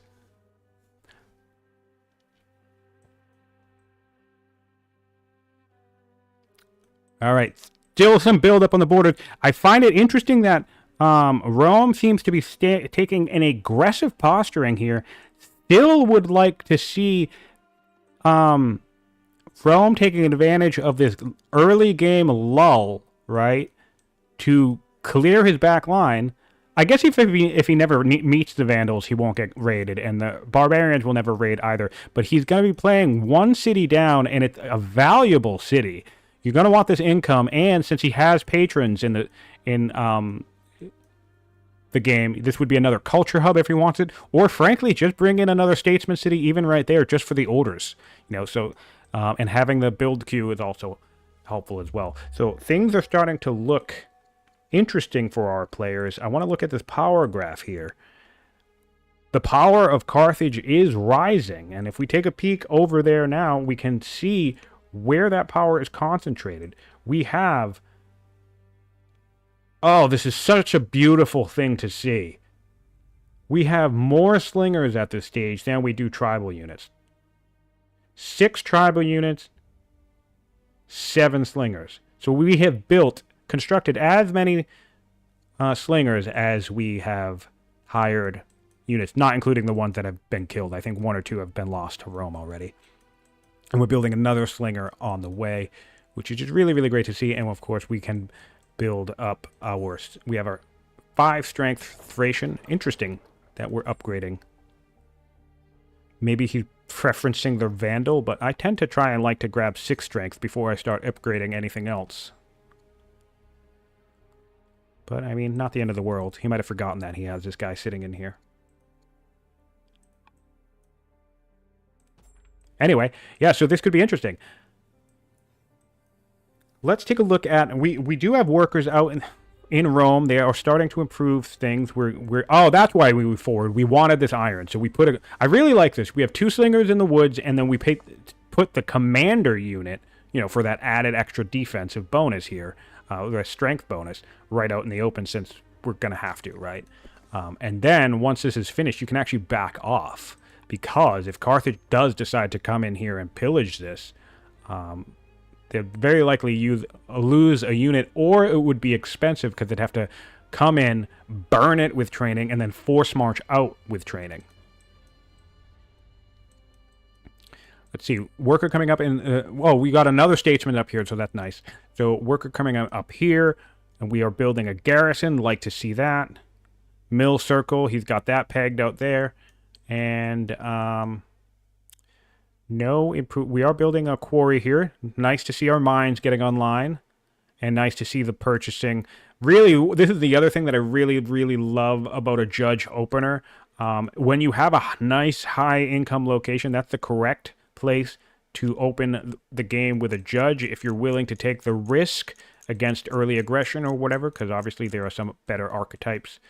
You could run into a tactician, but he's just going to be able to instantly spam all of his specialists whenever this growth is finished, right? He's going to waste no time building specialists. So these fishers are 5 turns, and he's getting them in 1 turn.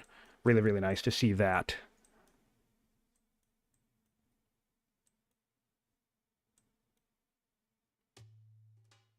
Interesting perspective.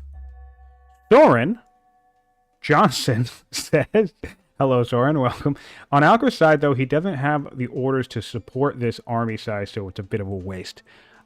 For attacking, yes. My concern would be, my thing is deterrent, right? So, the big concern I would have is making sure that I don't fall... I do agree at this stage, like, for example, he's now building another slinger here. I do 100% agree. I think this is probably overkill, right?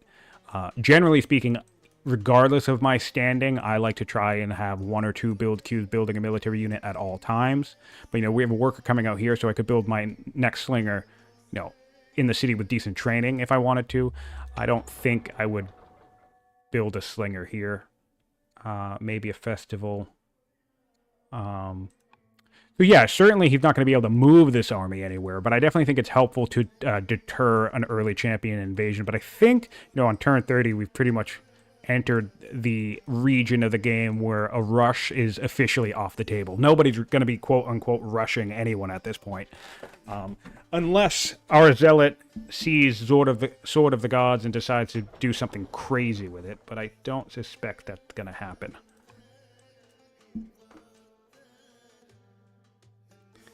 But yes, I do agree. The early, he built a slinger here and then another slinger, and then he built a slinger here and then another slinger. I like that. And then he did a slinger up here, and then he did a slinger down here, and now he's done another slinger down here. And yeah, I think probably the slinger first in these cities was a bit superfluous. I don't think I agree. On some level, it was overkill. Sure, yeah, definitely need the workers. I really don't. This should be another worker right here, to be honest. I actually agree that this should be another worker. And I wouldn't even be building a quarry here. We need the food.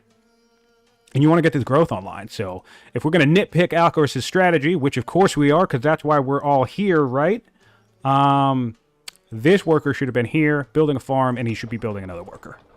And then he should get all of this online. Because then, I mean, I guess he only has one statesman seat, but you could still use off-type workers. That is a bit of a bummer. But yeah, he's going to need more workers because he doesn't have any workers. Oh, I mean, I guess he has the one. He'll be fine. I just appreciate that he's also stepping out of his comfort zone because he plays so greedy all the time, and it ends up costing him the game so often. So he could be overcompensating 100%. In the other direction, but I'd rather him be playing it safe and keep his head in the game rather than having someone like Nizar who plays early aggression catch him with his pants down. Which is such a funny expression to me. I don't know why I say that all the time, but I do. Yeah, so here we see that same type of thing in action. We have a worker. We've already built one farm. We're building the next farm. We're building another worker. And then the really nice thing about this is that this worker spam is actually going to be able to, once we collapse this border, you're going to improve this whole region. Whoa, what just happened? That was interesting. I wonder why my camera panned to that. Huh. Did I hit something? Interesting. See some quarries. All right, economic. Let's do a worker count now. We have 5 workers from Nizar, 3 to Alcaras, and this is, to Soren's point, this is a good example. So Alcaras is currently 2 workers down. He does have 1 worker coming out, right? And then another one coming out in 3 turns after that one. So, but that'll bring him up to 5. In that time frame, we're going to get another worker out, so it will be 6 to 5. So yes, worker momentum is a little bit in Rome's favor, and Rome does have serfdom while Alcaras doesn't. Alcaras has made no progress towards serfdom, so Rome is also going to have the orders to use their workers and develop their economy, which is going to be really good news for Nizar. It could be, again, I don't think it was necessarily the worst idea to build some early slingers to deter a potential Roman aggression, but it could be an interesting dynamic if that ends up being something that sets Alcaras back long term. But he is a strong player. He's a strong economic player, Alcaras is. So I think shoring up your main weakness in a multiplayer match will tend to probably be a good thing, because I fully expect once Alcaras gets into econ mode, he's going to just take off, because he's very good at developing his economy. So, yeah, making up for your deficits seems like a good thing to focus on early. We're getting husbandry now for the Romans, which is nice. We have some horses. That's going to be more orders. We have the goats in the capital for more growth. Some cows. Goats out here. Any other horses on the map? There's horses down here. All right, so horses in the champ seat, by the way, is another thing that's really nice. Oh, there's pigs right there. One of the things that I think about more, almost in terms of more than iron, is strategic resources like horses, camels, and elephants. If I can get my champ seat on one of those, that's a really nice thing, just because Rather than, and I honestly might even choose something like an elephant resource if I'm really going to land consolidation, right? This isn't really a land consolidation map, but if I'm going land consolidation, I might even grab an elephant for my chimp over the iron, because I'd rather have a city that can produce elephants fast, and you're not going to get that if your iron is at a different location. So, not saying it's necessarily the most optimal thing to do, but it's one of the ways I can think about where the champ seat is going to go. We are getting administration now. We just... we swapped off of husbandry. Interesting. Okay. I don't hate that. We're definitely going to have nice locations to put granaries down here. But I don't know, I think husbandry would have been a better call. There's more resources all around. I don't know. Could go either way. Although, no, we want to get closer. We have 3 laws. We want to get our 4th law. So, yes, administration is the way to go. Good pivot. Good pivot from Nizar there. We do have a judge. The best thing about... the other good thing about a judge on the throne is that it can maximize your 4 law tempo.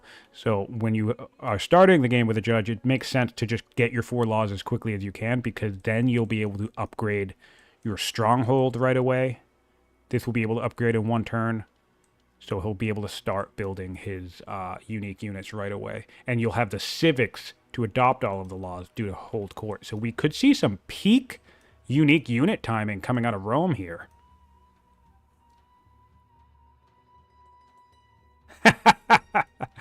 Yeah. That's fun. Appreciate you all being here. Oh, we had a question in the chat. Wonders. I did go over this earlier, but no issue with a refresh. We have the Pyramids, Ziggurat, Hang Garden, Yazalikaya, Lighthouse, Apadana, Jebel Barkal, Colossus, Museum, Pantheon, Hagia Sophia, Via Recta Souk, and Heliopolis.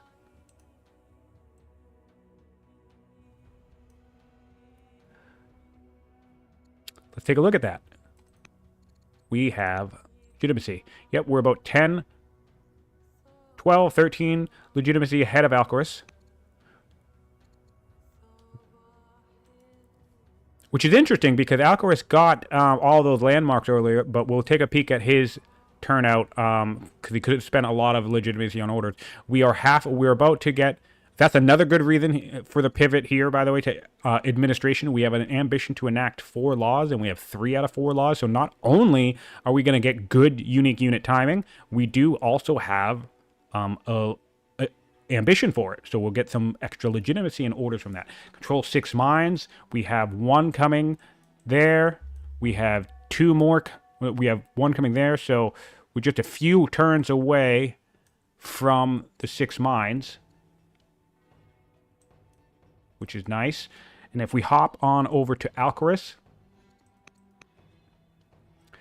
from that early death, he had a couple of legacies. He needs to get 6 quarries. He's not going to get the... Wait, he might.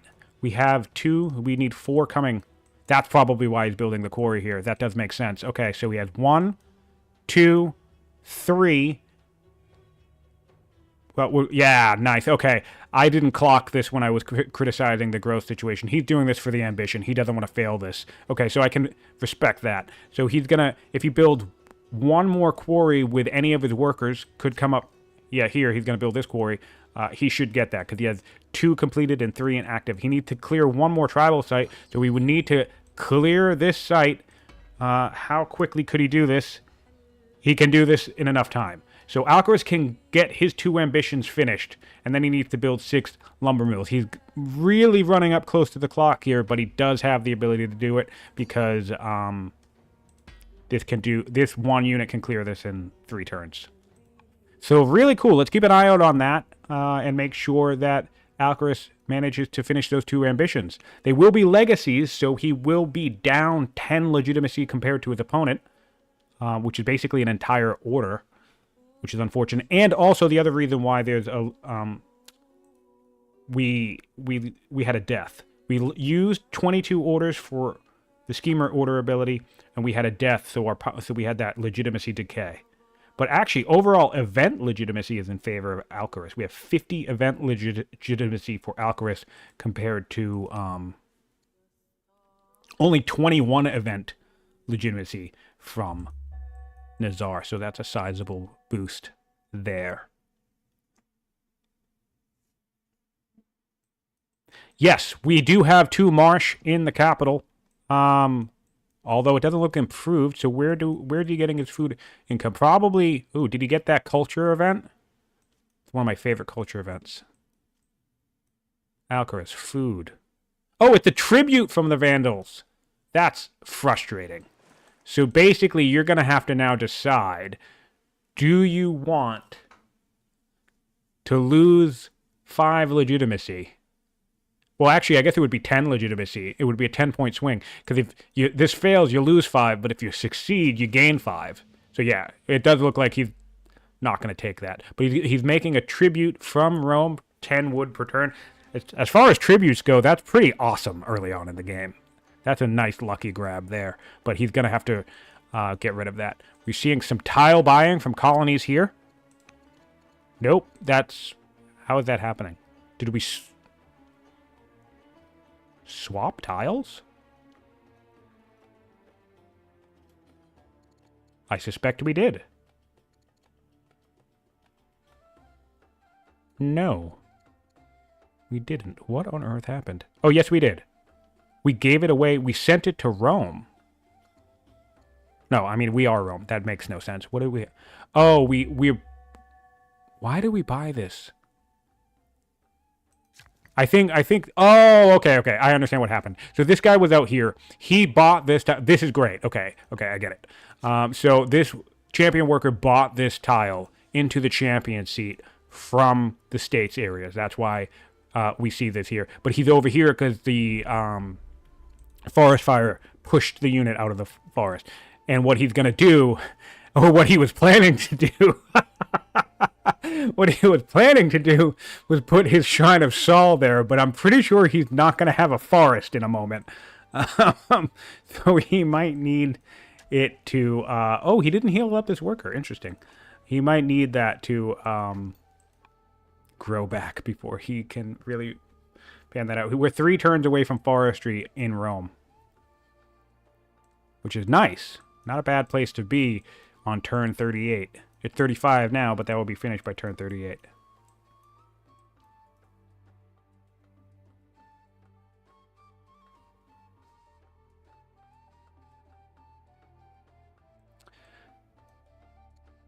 Let's take we have a decent enough we have lots of really good options here for ambassadors, and this goes back to what I was saying about discipline.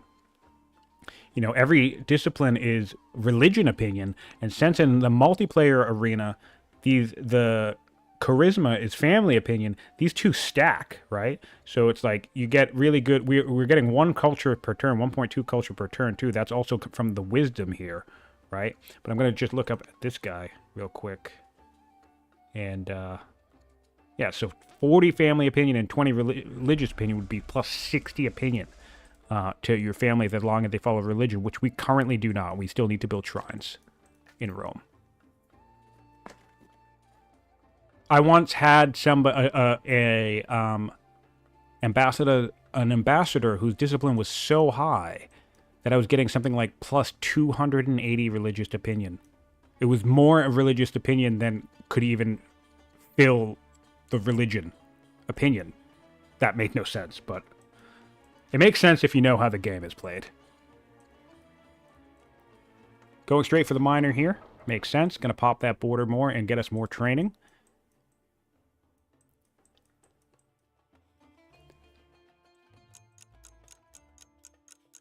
So yeah, we're building more slingers. This is wild to me. I feel like that. Now we are squarely stepping into the realm of feeling like this is a little overkill to me. I mean, at least it's from the correct spots, right? You definitely have the training here. There's 6 turn slingers, not the end of the world. And how many riders, workers do we have now? 2? I do like the migration. You know, this city built a worker, and now this worker's over here building quarries, and likely, I suspect, will build mines. Looks like we got a rebellion event.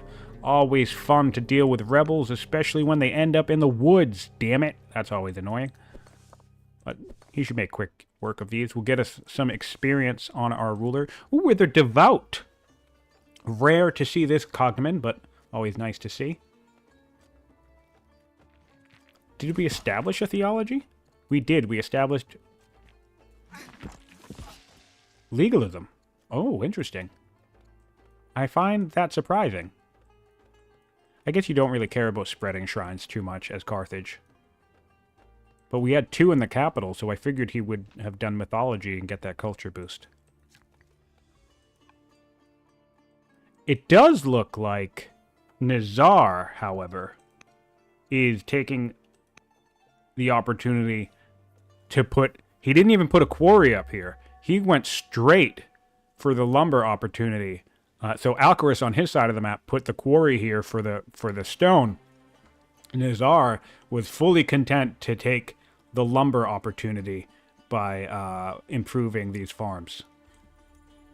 So that's cool to see. Of course, he is going to have forestry in 2 turns, so he'll have all the lumber he could need. But that's still a neat little trick you can get from putting farms on marshland. Short little boost. And, yep, we will clear this ambition. And we will clear both ambitions just in the nick of time. Both will finish with 1 year left to complete. Well done, Alcaras, and we have control 6 lumber mills and get 30 population. So I suppose, if anything, the building of the slingers is, and not workers, is helping us get more population.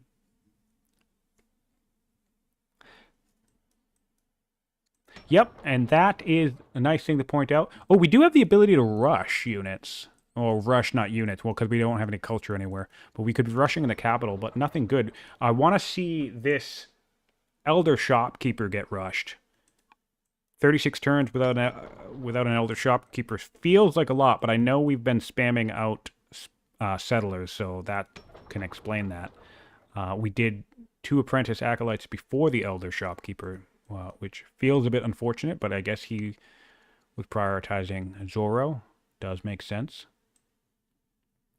And yes, we're 5 turns away from strong in the Carthago, and if we take a peek over in Roma, we're already strong. So that's a little bit of that patron's culture boost coming online, and in fact, we're going to see... Oh, you know what I would love to see? Do we have colonies? We have serfdom. You know what would be amazing? If he just said, screw it, put another pearl person here. Pearl person? What do they call? Fisher? Yeah. Pearl person. Put a pearl person here. And then imagine if he bought along the coast and put these pearls in the capital too. Just said, screw it. You'd get something like 200% culture in your capital. That'd be nuts. 20... Is it 25 or 20? I forget. 20. 25. So there'd be 1, 2, 3, 4, 100, 1, 2, 3, 4, 200, and if you went all the way down here, that'd be 250. That'd be overkill. You wouldn't have to do that, but this is doable. This is something a unit could do. You could 100% put 3 more pearls in your patron's capital, and that would be gross. Shame of all the games that don't have the Colosseum, this one is one of the ones. But you can get the museum now. I mean, that'll be nice. You can get the museum, you can get the Colossus. Nothing really too crazy. Heliopolis would be a good grab, obviously, for the orders.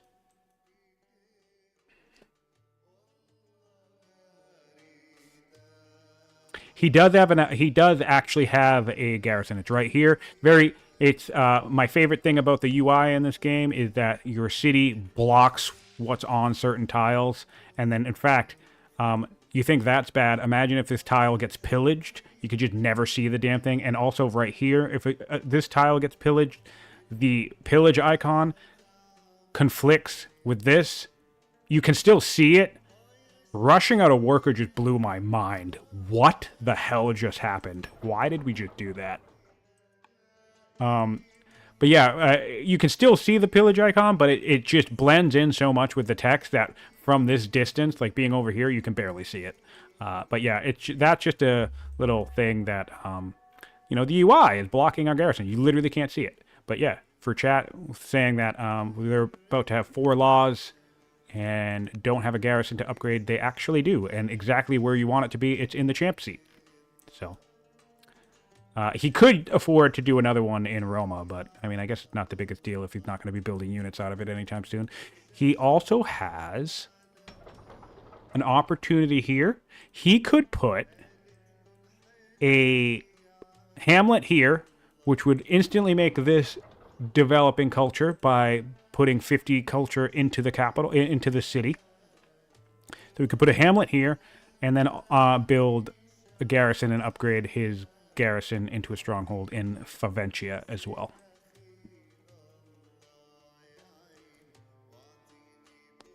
No one does have resources for wonders. No, at the moment, yes. They've spent... and what's interesting is if we look at the costs of resources here,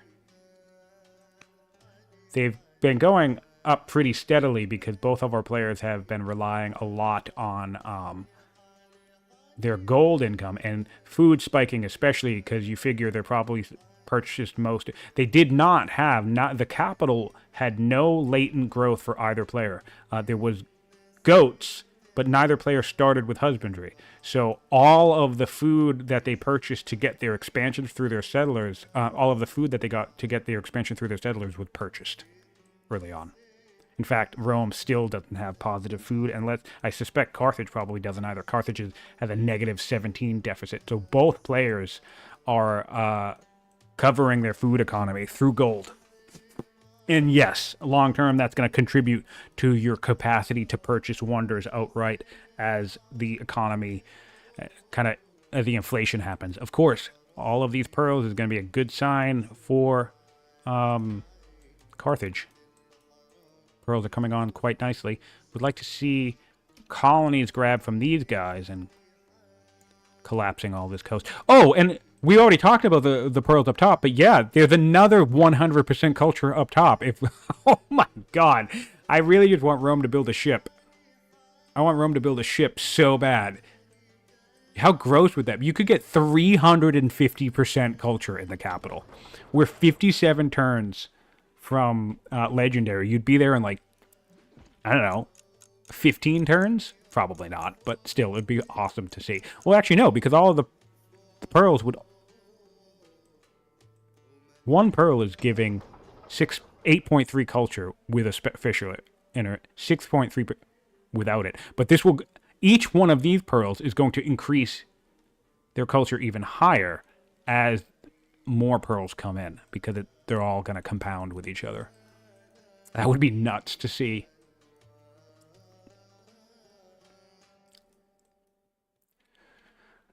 How long have we been going here? Oh, crap.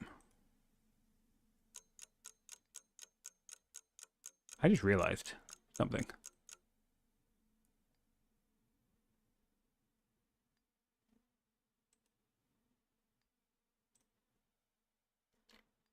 Hold on a second. I need to step away from the computer for one moment. Yeah, sorry about that. I will be right back.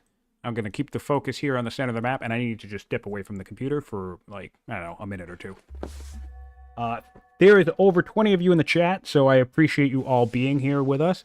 And, of course, if you're watching after the fact on YouTube, thank you for being here as well. Give us a like, subscribe, leave a comment, and feel free, if you're watching after the fact, to skip ahead a minute or two, and I'll be back.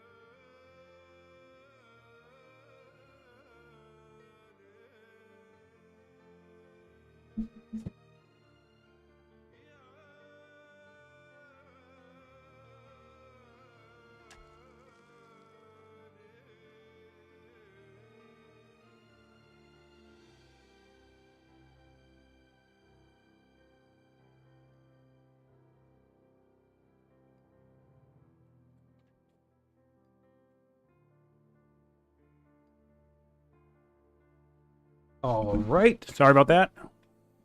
We are back, and both of our players are still standing. Walls in the Statesman City. Miner in Viventia, still working on that. Farmers, getting farmers online, like to see this. Really going to ramp up growth and specialist production here. Shrine of Ceres, interesting.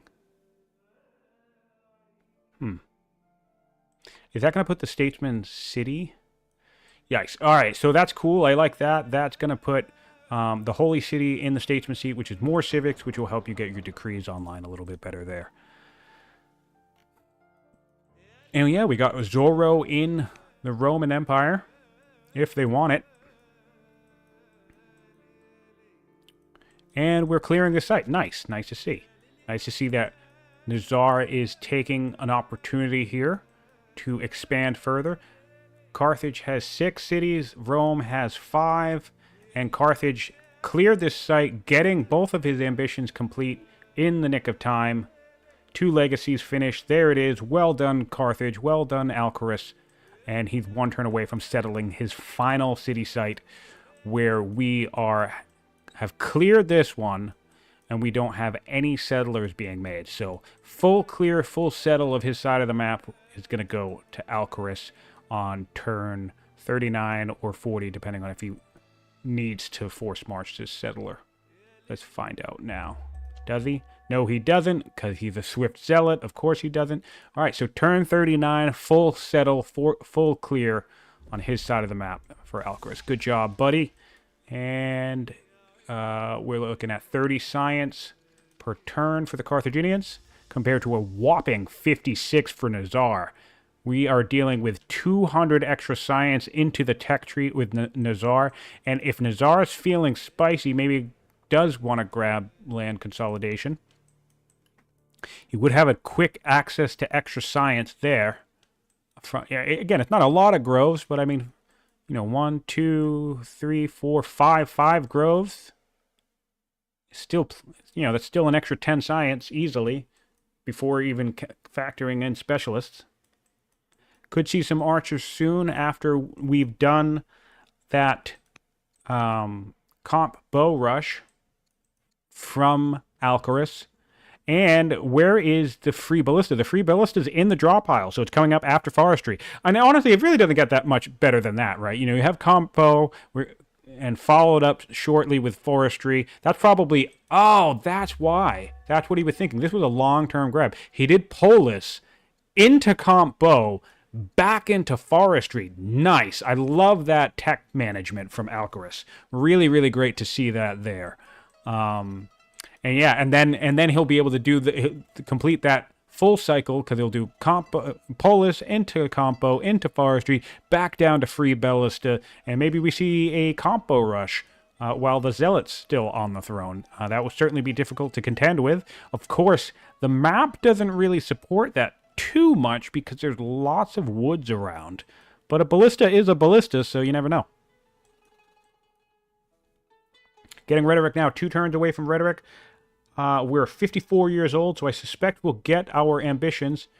We are building lumber mills around. We decided to stick with our Shrine of Sol in this location, even though most of the woods burned down, so I guess we're going to be patient and wait for those to grow back. You could have just pivoted to somewhere else, but, I mean, that's not the end of the world.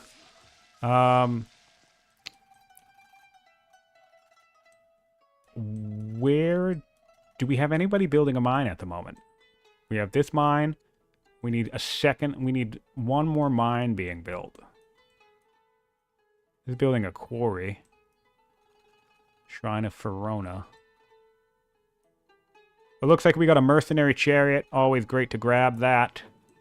That was always a nice grab. That's going to come in handy, especially if we do see some early archers or that ballista show up. Having a spare chariot lying around that we didn't have to grab. Fun fact about the mercenary chariot event, you become eligible for it if you have husbandry. So it's not a guarantee, obviously. But I'm pretty sure, not 100% sure, but I'm pretty sure it requires you to have husbandry in order to luck into the Merc Chariot event. Most of the mercenary events are tied to where you are in the tech tree.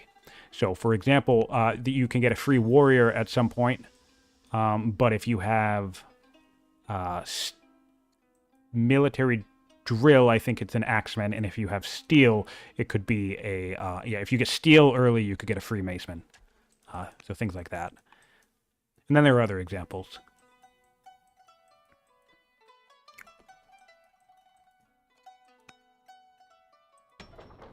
Nice. Getting this fisher. Interesting. I guess we're going for the fishers instead of the the other reason why I would prioritize the shopkeeper here is because of the growth, really. It's like we were already building a festival, right? So any extra growth would be really helpful in this capital. And your best bet to grab it right now is going to be your shopkeeper, who has 2 growth per culture level. We're about to get strong. You know, before we even rushed out that pearl fisher. So yeah, this is going to be we're tossing away 6 growth here come next turn. Oh, fun fact. I've just learned that land consolidation disqualifies the Merc Chariot event. Do they replace it with a different unit? Because I know that happens. I think the event that gives you a warrior, axe, or maceman is all actually the same event. I'm not 100% sure, but I think it's all actually the same event. And it just depends on how far you're in the tech tree when it fires. If you have land consolidation, do you get an elephant or something? Probably not. Merc elephants.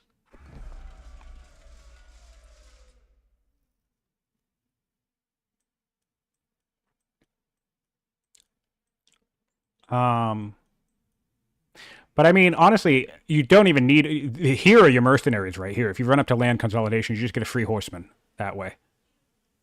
So, that makes sense. Merc horseman after land... Okay. That makes sense. So it's the same thing. It's the same thing as the maceman one. But it goes husbandry, land consolidation. Interesting. Interesting. That actually makes sense, because when I played my Babylon game and I did my land consolidation beeline, I grabbed the free bonus, and then I actually got the Merc Horseman event. So that's so I actually had 2 horsemen without actually having stirrups or spokes. I don't even think I got chariots in that game. So that is interesting to know. Thank you, Solver, for the insight.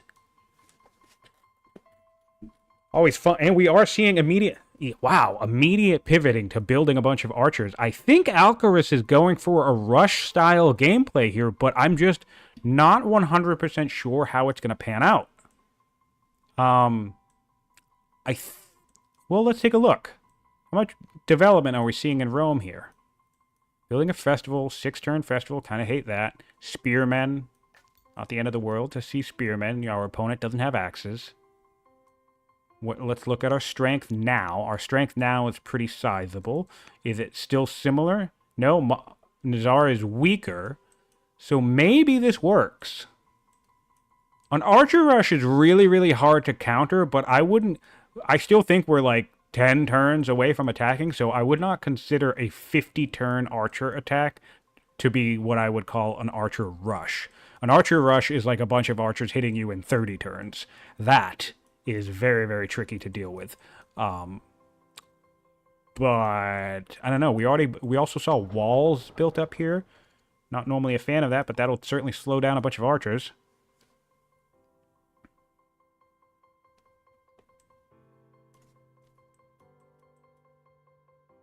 Yeah. Yep. Alcaras is relying 1,000% on traders' income here. Probably another thing that informed him pushing out this pearls to get another pearl lined up. And yeah, he just has... There's so much income coming from Carthago right now. 396 income coming from Carthago. And look at this. That's with a governor that's actually draining your income. Carthago has 396 income with a governor that's not even actively contributing. It's actually draining the income. Good God. Wow. And so this is the thing. People are like, well, nerf the fair, nerf the fair. Yes, the fair is 151, but combined, you look like 91. Also, we also have a really nice water shrine here. 94, 44. I mean, I guess that's about even. I guess the fair is pulling in just as much as the 3 nets. So I guess that's pretty strong. I don't know. I like the fair. I think the fair is unique. I'd be sad to see it go. I'm not opposed to traders getting a nerf, but I just wouldn't like to see it be the fair personally. But if it has to go, it has to go, I guess. We are building a settler here, which is nice. Finally making use of this fantastic growth hub. Yeah, so it looks like we're going to see an archer rush. Well, again, it's not a rush at this point. Absolutely not a rush. We could go clear across the open plains. That would be the first way in. And if we can take 2 cities, that could be enough to break Nizar's morale. Nizar could think, maybe he can't win a game where his opponent has, 2 cities up on him. Kind of interesting that there's a random militia hiding down here. That's funny to me. But it does keep eyes on the southern border for Nizar. So we do have, let's not forget, we do have labor force in Rome, but we're still not seeing roads here. Would like to see roads here.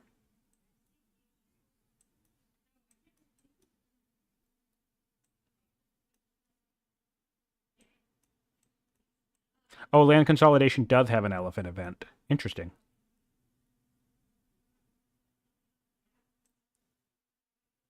Cool. Cool. I don't think I knew that one. We are, speaking of land consolidation, we are 7 turns away from land consolidation for Alcaras. Sorry, for Nizar. And Nizar's economy, I think, is better. Yeah, look at this. Alcaras is 100%, not 100%, but primarily leaning into gold here. He has negative, he's finally gotten some of his food back up, because this was 22 a second ago. So building this, wait, where did that come from? I'm not sure where that came from, because that's not complete yet. But anyway, he's had negative on food, he's negative on metal.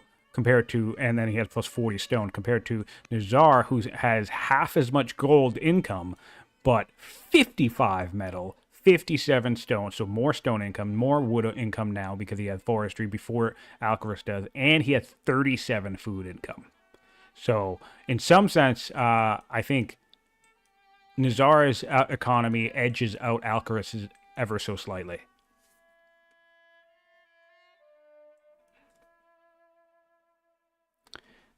Yeah, Alcaras is certainly compensating for its usual style. Now, I would like to see more of an economic pivot here, because, like, oh my god, we even have an archer coming up from the this other trader city, and like Soren said, we're not even going to have the orders to move all of this. So, yeah, I think you're safe. I think he's safe enough. Especially now that he has archers, because you put archers around these city centers like this, clear some of these woods, whatever, it's like you're not going to get attacked. So you can switch into econ mode and just, surge ahead that way. I think you've secured your position enough that you don't need to worry about Rome coming and busting your door in. It's turn 40, we're fine. I'll be deeply curious if Alcaras is trying to go for an early attack here. Well, not early, a mid-game attack centered around archers and, I guess archers? I mean, I don't know. The last time I tried that, it didn't go well. I did the same thing. I did an attack around 60 or 70, and my primary force was archers and my 6th strength unit. Oh, and I was Carthage. It was the exact same thing. And it didn't go well. So, don't do that.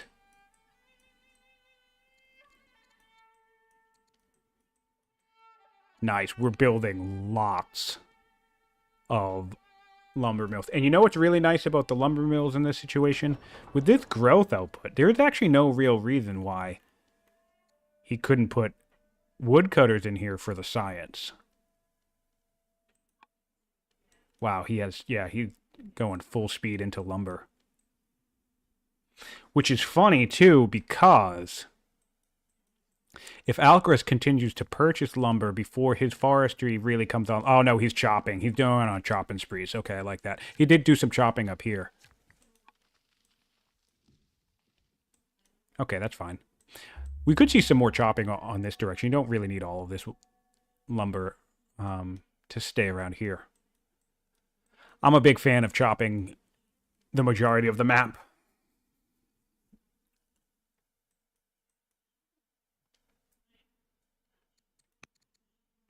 All right, so we did get... We need one more mine. I swear, if we lose a 6 mine of ambition, that's going to be infuriating. Like, why are we building... Like, we can build lumber mills, but just build one more mine. Don't forget about one more mine. You're getting too old, man. You're 57. Oh, awesome. And we can get produced 1,000 iron, and that's doable. Even if we die, we can still do it. Nice, and we did select it. All right, so let's not forget, you have a free worker. Build a mine somewhere. Build a mine, build a mine. Doesn't matter where it goes, just build a mine. That's a great question. What law did he grab? I suspect exploration. Yep, exploration. Exploration, slavery, centralization, serfdom. Classic early setup. I wouldn't be surprised if he starts sending some of his children out. Oh, he doesn't really have... Oh, I bet you this one will go exploring. I know Nizar is a big fan of exploration. We have some notes on the map. Let's take a look at what the notes are saying, if I can spot them.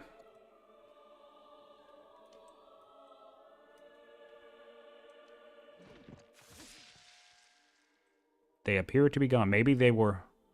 Oh, mill circle. Oh, it's still these two signifying the military circle. Okay.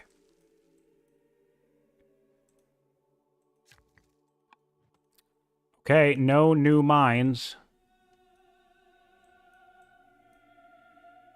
From Carthage. Rome, forgive me.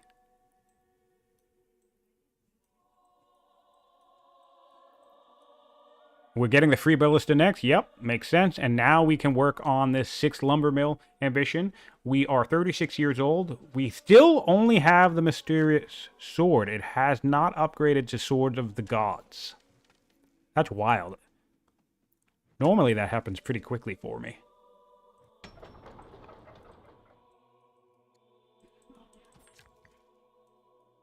We do... I would like to see... Yep, more lumber mills. He's built 3... No, is this a road? What? Built a road here? If he runs around and builds himself a lumber mill everywhere, is that not updating either? Oh, that's annoying. Well, anyway.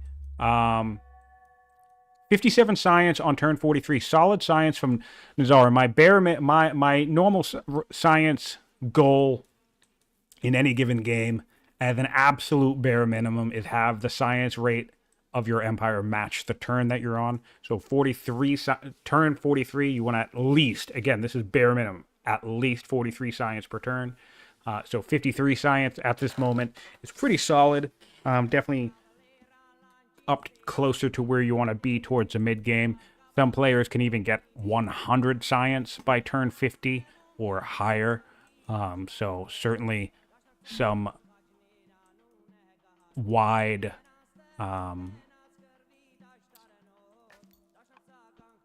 metrics there in terms of what's possible. But again, in this type of arena, you kind of have to balance greed, right, with the ability to defend yourself. So building units and stuff is going to slow down that science rate. So if you're playing full greed, you could get something crazy like, 150, 200 science inside of 60 turns or something crazy like that.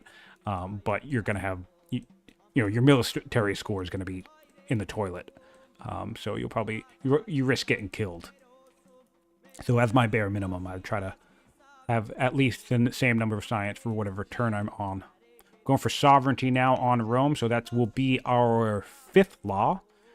With 57 science per turn, that gives us... We're 3 turns away from sovereignty. So that will make us... another 11 turns away from monasticism if we can grab that. And we can grab citizenship for another 8 turns. So we're about 20 turns away from 7 laws. Plus or minus, cycling the deck or whatever. That could be interesting. That could be an interesting development. We could see a 7-law Rome push pretty early on here. Get Silver Jubilee. Ooh. Field 8 generals. Can we do that easily? We have enough training. Let's take a look at how many generals we have. We have enough people who can be generals. I love that one. What? Did he not accept it? I'm confused. That's such an easy... If you have 8 characters that can be general and you're sitting on 900 training and the 8 generals ambition comes up, that is literally an instantaneous free... Well, it's not free. You spent 800 training on it. But it's a free 10 legitimacy. And I tend to grab that. If I can do... If you get an ambition like that and you can do it on the very same turn that you accept the ambition, it's just so hard not to spend whatever it is to achieve that. Of course, it can be easy to forget one thing. In my most recent game, I had a send 6 luxuries ambition, and I was sitting on 8 luxuries that I could send. And I'm pretty sure my ruler still died before I actually managed to complete it. I let it go to a legacy because I kept forgetting. Oh, no. Everybody makes mistakes.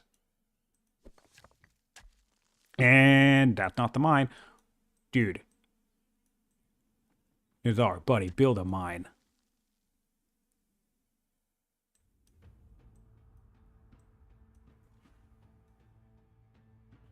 Ooh, poets in the statesman seat. Okay.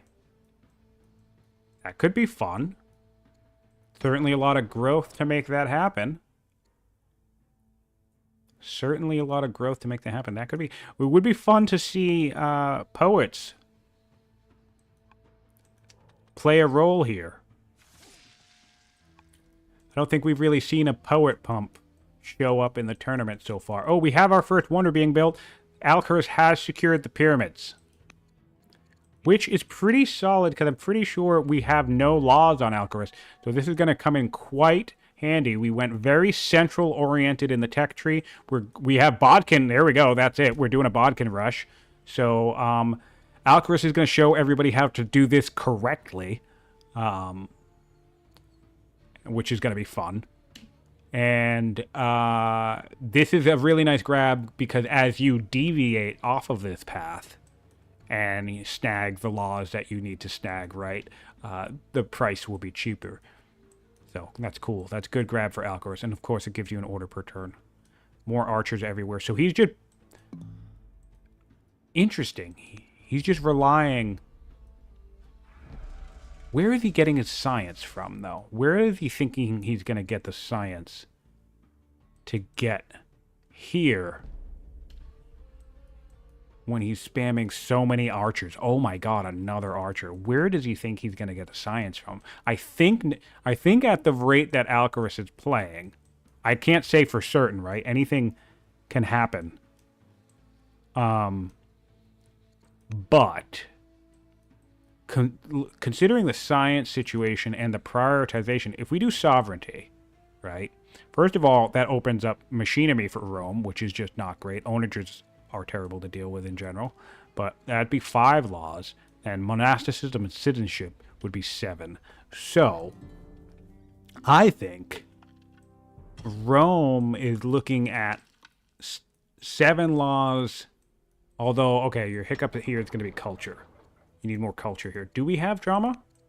We do have drama. Both nations do have drama. So, seeing some Odeons, interestingly enough, in the champ seat would be a good priority. Some Odeons here. Yeah, poets maybe would actually make sense. Of course, you can do your unique unit out of the capital through rushing. You have to get some training output up here.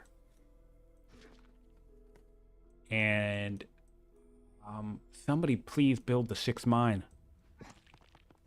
I'm going to lose my goddamn mind if he doesn't build a mine. Oh, he's cool. Coming in with a chariot for a route. That's always fun. Going to clear up his last city. And should have no time. Yeah, it will be no time at all to build another special settler. So both. So let's not forget, though, Alcaras completely settled his side of the map on turn 39.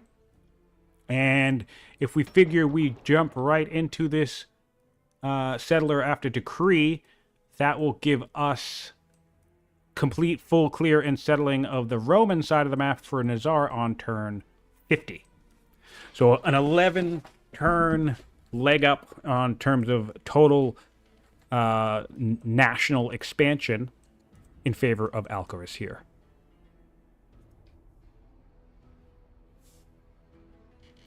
Yeah, no, I would hope that he's either thinking I'm going to go kill him with archers. Well, yeah, which I meant to do. I meant to tally that. So currently Rome is standing on. Rome has a standing army of 13 units, 8 infantry, 4 ranged, 1 mounted. We're building a Hystasis now. So we have our 4 laws, and we did use our upgrade. Yes, praise to Nizar for not forgetting the judge upgrade. Single-handedly, my most frustrating thing to watch, I think by far, from any player, is forgetting. Not even forgetting. If you have a judge on the throne, the garrison, and someone hard builds the stronghold right next to it when it's like, dude, you could have just saved yourself 5 turns. So that's awesome. And yeah, we're getting a Hystasis out. That's going to make it a little tricky for archers. Not that they're particularly strong against archers. They're just... Well, I mean, actually, no. They have Testudo, now that I think of it. A couple these guys around on some urban tiles with Testudo. I mean, good luck, I guess. You can poke. So Rome getting their own archers in response could be nice. Yeah, so maybe Alcaraz pushes with archers, but I just don't see that really coming into play because he doesn't have the orders. He'd basically be attacking with 20 orders per turn. And it'd be relying on archers, a ballista, and a zealot. And the occasional tribal unit, which will mostly just get smashed by...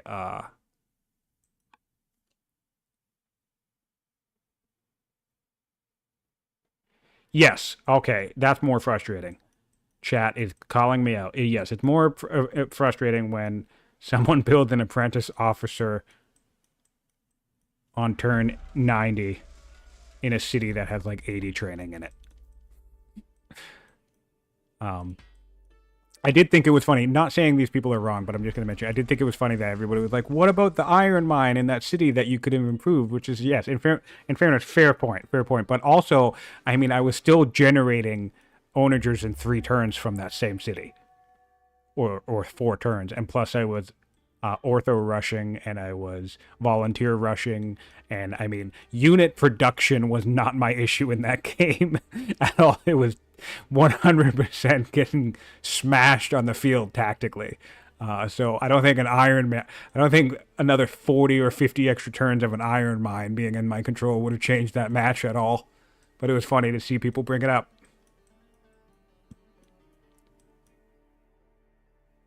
I just think some people get too hyper-fixated on development.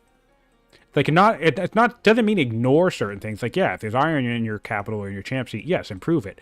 But, I mean, I think there was a point where I had thought about it, but I was like, oh, I would have to swap laws, buy tiles, improve the tiles. So that's all that investment just for one iron mine. Or then the other thing was like, oh, okay, I could build a farmer and expand the border naturally, or I could just keep building 2-turn slingers, which is what I did, and then mass upgraded them all to longbows, which is what I did. So the only reason why I didn't spend the time, the 5 or 6 turns to build a farmer was because I wanted 6 more slingers that would transform into longbows. So basically, I think my thing was I was playing to end the game, and then I lost. But yeah, so it's sometimes development can be tricky in these games. We are getting an upgraded archer up here. We're getting our mass upgrade. That's another reason why, in fairness, I did call Alcaras out thinking he had the free 8 general ambition, but we just spent all of that training on a mass upgrade. So this is a classic power spike we're seeing here. Archer, archer, archer. Just 4, it looks like. So maybe generals also. We got a general. Yeah. That makes sense. And chat spotted a mine. I haven't spotted the mine. I'm going to go find the mine in Nizar's territory. Where are we? Where is it? There it is. There it is. 4 turns. Okay, so now what will be funny is if he gets doomed and dies within those 4 turns, because we know he had all the time in the world to build that mine.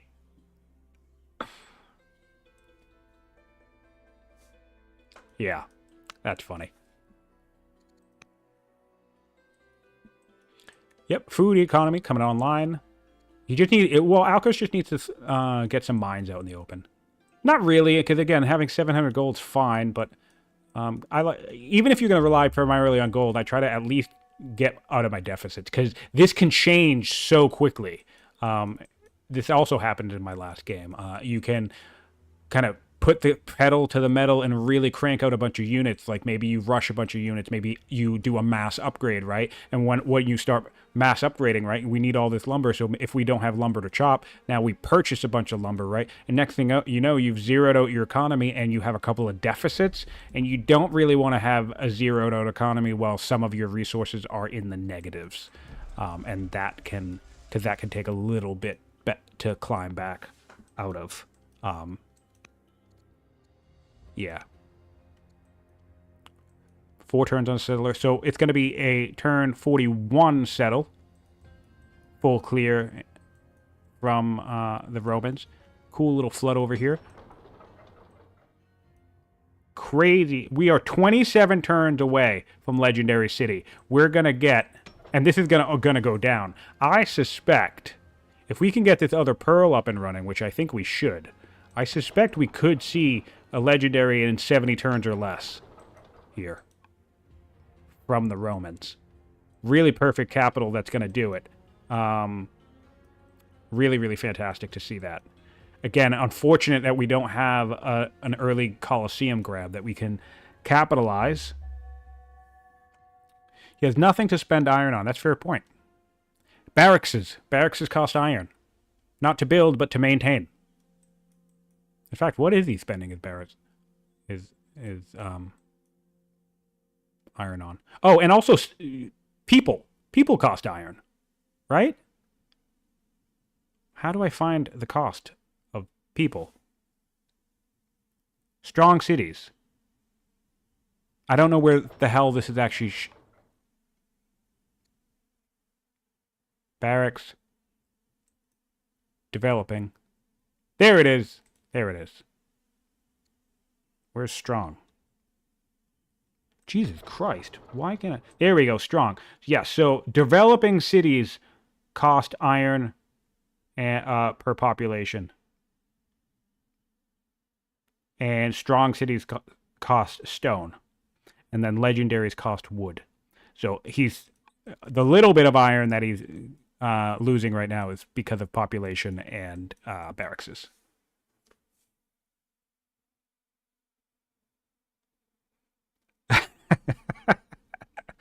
Yeah, that's funny. 1 turn on the free ballista. So yeah, we'll keep an eye out on this. We'll see if he's thinking for a turn 50-ish archer attack. It's certainly a thing you can do. And it's certainly a thing that can win games. It really just depends on the position that your opponent is. Let's take a look at over at Nizar and see his civic situation. He is still a judge. So yeah, 99 civics per turn. So he can rush Hystastus out if he feels he's in trouble at any point. He's building a garrison. What we really want to see here, he's building 3 turns. Yes, so I really like this because what he's achieving, as long as he doesn't die in the next 2 turns, or 3 turns, right? He'll be able to upgrade this garrison and upgrade this garrison, and he should be building another garrison here because that's probably the single greatest thing to use your judge for in the first half of a game when you're talking about duels. Because he's literally about to have developing culture in nearly every single city with the exception of this one, which ironically actually would probably be strong by now if it was settled early. But anyway, so that's kind of like Ishtar Gate type of level of nonsense, where by turn 4750, he could have every city developing and every city with a stronghold. And that's a nice achievement. That's a nice thing to attain, because especially as Rome, where you have decent base training output, you can build... The Hystastas have no latent, like, tricky resource requirements. It's just a shitload of iron. So you build a shitload of iron mines, and now you can build your unique unit everywhere. So really hope that he gets this upgrade window done, so we won't have to worry about 5-turn strongholds.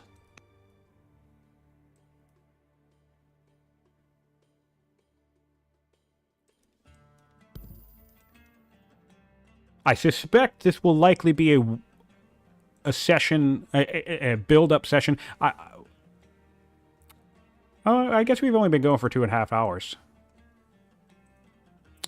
Feels like it's been longer. They're moving at a pretty good pace then. That's actually nice. 2 hours to get to turn 50. Not too bad. Yeah, we're building officers here, which is nice to see. We already have our barracks is up, and we're going to get some range. That's my favorite thing about getting compo early, is that you can use full barracks, full range everywhere, which is just... It's basically like having 2 strongholds. Not strongholds, 2 garrisons. Because your garrison is... Does Alcaras not have any garrisons? Are you kidding me? Oh my god, Alcaras doesn't have any garrisons. For shame, my friend. Okay, well, anyway, a garrison is 0.5 orders. But if you surround it with your 2 barracks and your 2 ranges, that's another 0.4 orders.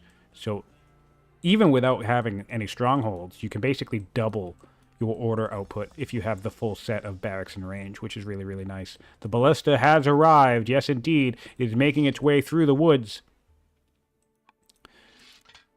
Did Alcaras... So, alright, so Alcaras couldn't have built roads here, so I won't fault him for that, but you could chop yourself a path. Speed this up a little bit.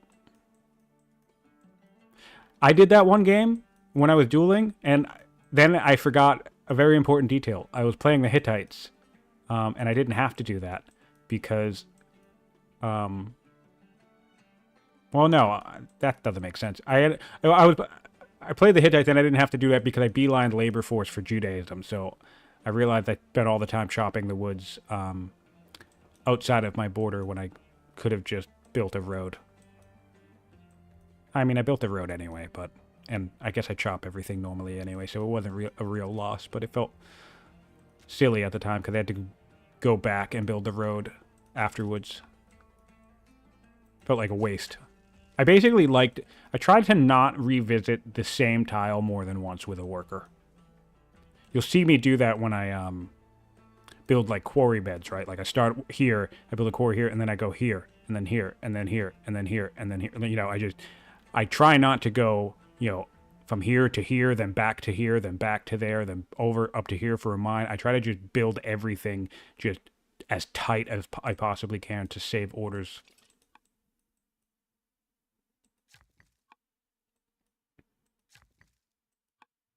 Like, I'm pretty sure this thing came down here from, like, over here, maybe. Or maybe from the garrison. which is fine. I mean, that's where he wanted to build a shrine, so that's okay. But if I were thinking like mines, for example, it could be very tempting to do 1, 2, and build the mine here, because you know you're going to build mine here. But I'm probably going to build mines here too, right? So I just go 1 and build a mine, and then go 1 and build a mine. And then do my camp, and then build mines, and then quarries and quarries. So I try to basically do it like that. We have machinery now for the Romans. Really, really nice. I don't think this is going to go as well as Alcaras is going to want this to go, because we will have developing culture in the majority of our Roman cities. We are a judge, so we have access to hold court. Still, are we still holding court? Oh, I love this. This is my favorite. Judge, zealots, and schemers are my favorite archetypes in the game, but the judge was my very first favorite. This is the first archetype that I immediately fell in love with. In fact, fun fact, I'm pretty sure back in the day, the idea of them getting courtiers might have come from a conversation that I started. I don't think it was my idea, but I think it was I think it was something about me feeling like the judge would need just like a little bit of an extra oomph. And I think that was the idea that came as a result from that conversation. But anyway, I love the judge. I love hold court. It's a fantastic ability. And nice to see Nizar leaning into it. And so, yeah, what's going to happen here is that this ballista is going to come up. And these archers are going to come up. And Nizar is going to go, oh, you're coming to attack me? And it's all going to take about 7 turns for that to happen, I think, anyway. So we're on turn 39, right? Certainly there's no way I think Carthage is going to be in full position at least until 5 turns, right? So we have Rome here, 6 turns away from machinery. And Alcaras is going to be like right here with an army. And Nizar is going to be like, oh, okay, well, I guess I'll just shit out a couple of onagers. And, you know, as long as he has the civics, if he keeps his civic stockpile relatively high, he'll be able to just do that from any one of his cities. So even if this city becomes under threat, he can just bring out an onager here, rush it, and then just move it into these woods, protecting it from all the archers, and just lob into all of this urban. So, I mean, yeah. I'm not feeling this from Alcaras. I feel like it's not going to go his way. I don't think he's going to lose. I don't necessarily think he's going to lose the game, but if he tries to attack off of this, I don't think it's going to go well. 1 turn off of the first Hestastus hitting the map. Would like to see some barracks, by the way, in Rome. Do we have barracks? We do. We do have barracks. Do we have... Let's take a look at the whole improvement. I love this stat right here. We have 2 strongholds and 0 barracks in Rome. Kind of hate that. Turn 50. We're going into turn 50 and not a single barracks in Rome. But that does show you the power of the champion seat, because, and Roman in general, we have 15 units in total. 13? Actually, no. We can just look at here. I think Alcaras is going to have this number beat, too. Let's look at military units produced. 13 to 9. Wow. Yeah, 13 to 9. Okay. But yeah, so, and on Alcaras' side, we have 3 barracks. the opposite problem. There's 3 barracks and not a single garrison. Okay. And what else? Alcaras needs orders now more than anything if he's going to move any of these units. So he should be building garrisons. And, he's not. Which is unfortunate. Finally deciding to get some iron online. See, that iron adds up. Units. What are... Oh, the ballista. The ballista cost iron, too. I forgot about that. I completely forgot that its upkeep was iron. I knew it cost iron to build, but I forgot that the upkeep was iron. That's cool. That's always valuable. So we are moving our way, making our way towards the front here. No real reason to hide any units in the back line. No ships on either side of the map. None being built. Really, I kind of am digging these early woodcutters for science. It's cheap in a statesman location, right? You don't have any active urbans lying around. And it's 2 extra science. So I don't hate this. He even got a stonecutter. Why not? He's just thinking science, science, science. I don't hate it. They could be officers. We would probably rather them be officers. But, I mean, I'd also rather it be science now than waiting for an officer to come online. You know, it would be 4 turns to build the barracks and then another 4 turns to build the officer when I could just have a woodcutter in 1 more turn. So, yeah, don't hate that. Don't hate that. Science now is always better than science later, which is another reason why I like the landowner's family so much. Alright, so we will be able to... We could settle this now if we wanted to spend our whole turn to do it, but I don't think we do, so this will be done on turn 51. And we have a hostess. Now, as soon as we spot archers, I would love to see a nice strategic positioning of this hostess and a testudo. Because the great thing about the testudo, right, is that they still counterattack during melee. So it's actually quicker. The thing that people overlook about this is a regular fortify takes 5 years to get you up to your counterattack value. The testudo only takes 3. So it's cheaper on orders. And it gets you that counterattack quicker, that full counterattack. So that's a nice little thing to grab. And we did finish our mine. We're still alive, age 65 here. Got a nice civics boost from that event. I know what that event that is. It's the one that allows us to bring in a Cohen, which means we have Judaism. I kind of missed that fact, but makes sense because we did build a rancher. When was this founded? 48? Yeah, so just a couple of turns ago. Really fantastic opinion with them. Look at this. State religion, romantic and music lover, Cohen, ambassador. Wow. Wow. We can influence or make her the ambassador. So she has 80 opinion of us already. Oh, wow. So we can influence her and then convert the rest of the families all the way over to Judaism, and we're going to have immaculate family opinions. So let's go look at the political situation in Carthage. I haven't checked that out at all. Politics in Carthage is fine. We have really, really great opinion with the Zoros as well. Pretty much flawless, really. Literally just -17 compared to a sea of green here. So that's nice. Our diplomat matriarch likes us, so we can convert the Hanoids pretty easily. Hanoids? Anyway. Yeah, so politics in Carthage is fine. Politics in Rome is about to start picking up quite nicely. Pagans don't really like us, but who cares? They're pagan.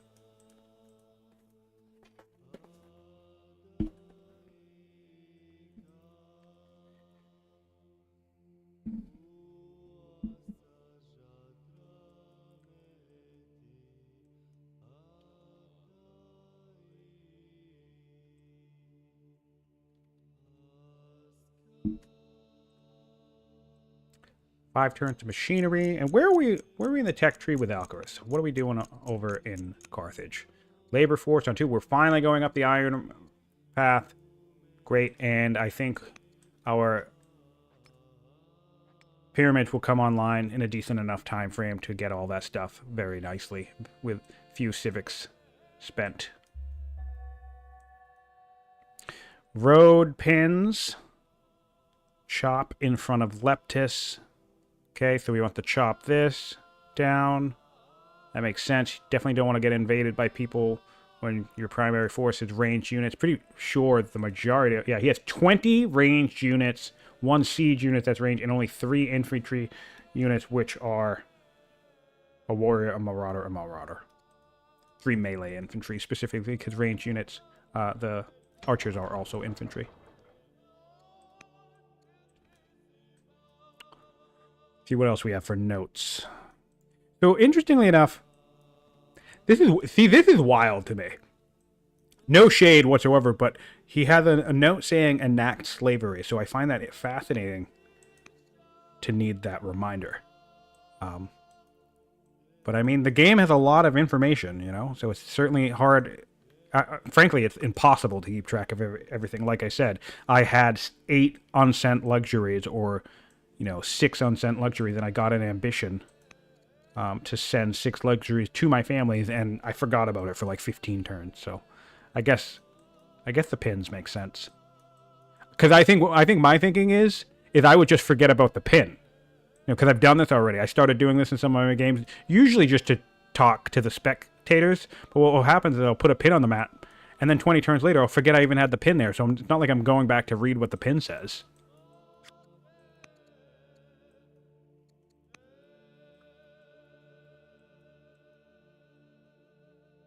Nice. Another Hestastus. We're building a barracks. Nice. We're building a barracks. Really, really great. Honestly, Nizar is doing pretty good here. I think we talk about Alcaras shoring up some of his weaknesses, and I think Nizar has shored up some of his. Nizar, often in the early matches that I've seen Nizar play, he leans so heavy into early aggression that, kind of like what we saw here with Alcaras stifling his early econ. Imagine doing all this, but then also trying to move towards your opponent and attack them. And Nizar tends to do that. Nizar tends to get again, from the few matches that I've seen, I've only seen him play 3 or 4 times.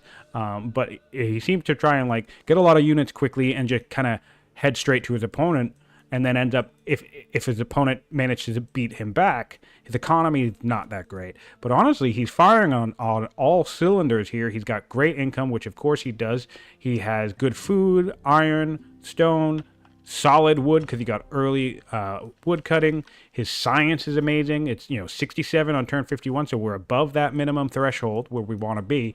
And he's making smart tech decisions. He already has 4 laws. He's bringing out his unique unit. He has machinery, which is strong both offensively and especially defensive.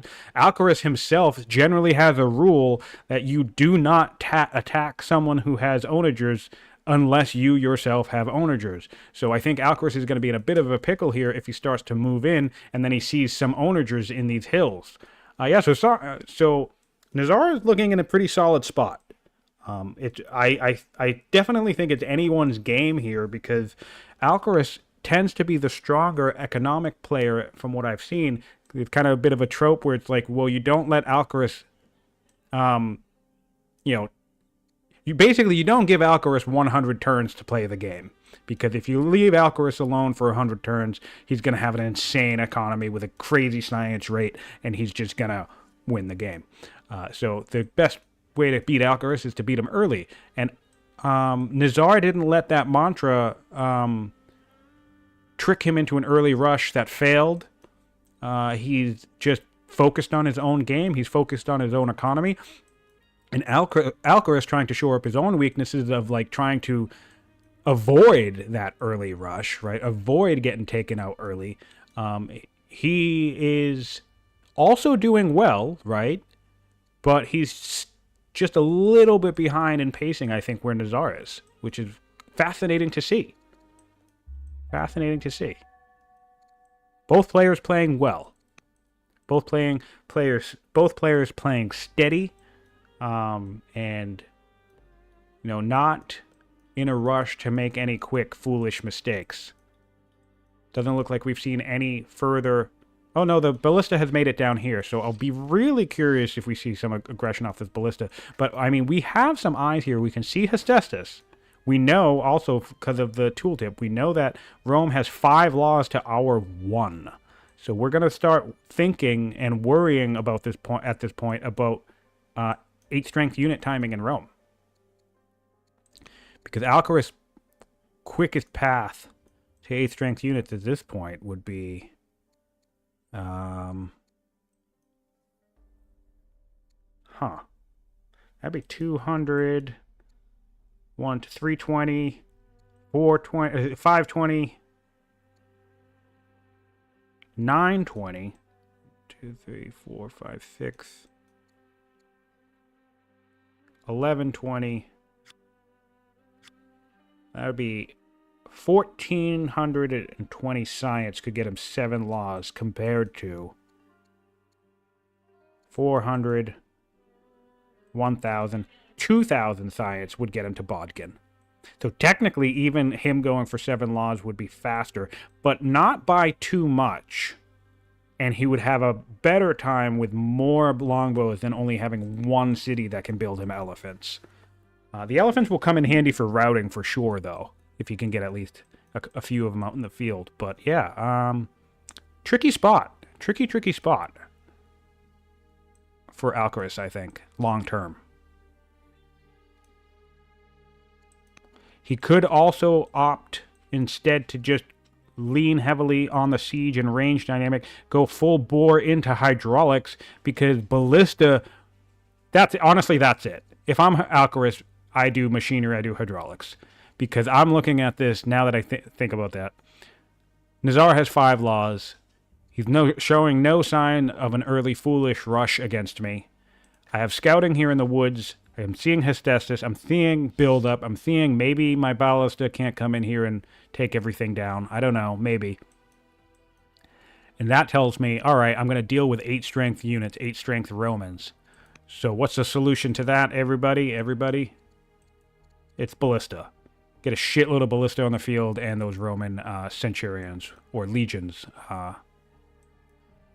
will fall like flies. Of course, then you have to worry about your opponent getting horsemen. That ballista, oof. So Rome can spot the ballista. I don't know. Tsunumi says, knowing Alcaras, he would go for 7 laws because it lets an E come on at the same time. I don't know. Alcaras loves the Bodkin rush. It's funny because so many times we've played a handful of games, and you know, he's such a champ. I love how much he loves this game. So I don't want anybody to think I disparage him or the way that he plays. I consider him a friend at this point. But he plays, and sometimes he'll lose against me. And it's funny because then he's like, oh, man, I was trying to... That Bodkin rush. And I'm like, all right. But that's like 30 turns away from the point where we're now currently fighting and you're dying because you don't have an army. Now, in this case, he has an army, right? So like I said, like we've been saying, he's shored up that weakness in this case. But I know he loves the Bodkin rush, and I don't know. You're only going to get elephants from one city, so I don't know. I feel like, and he doesn't have any culture. Yeah, 7 laws is not happening. There's no culture in either of these cities. You're not getting the 7 laws, and you can't import into the capital. So I guarantee you, Alcaras is basically thinking, I don't have a 8th strength unique unit, which hence the Bodkin grab, because Bodkin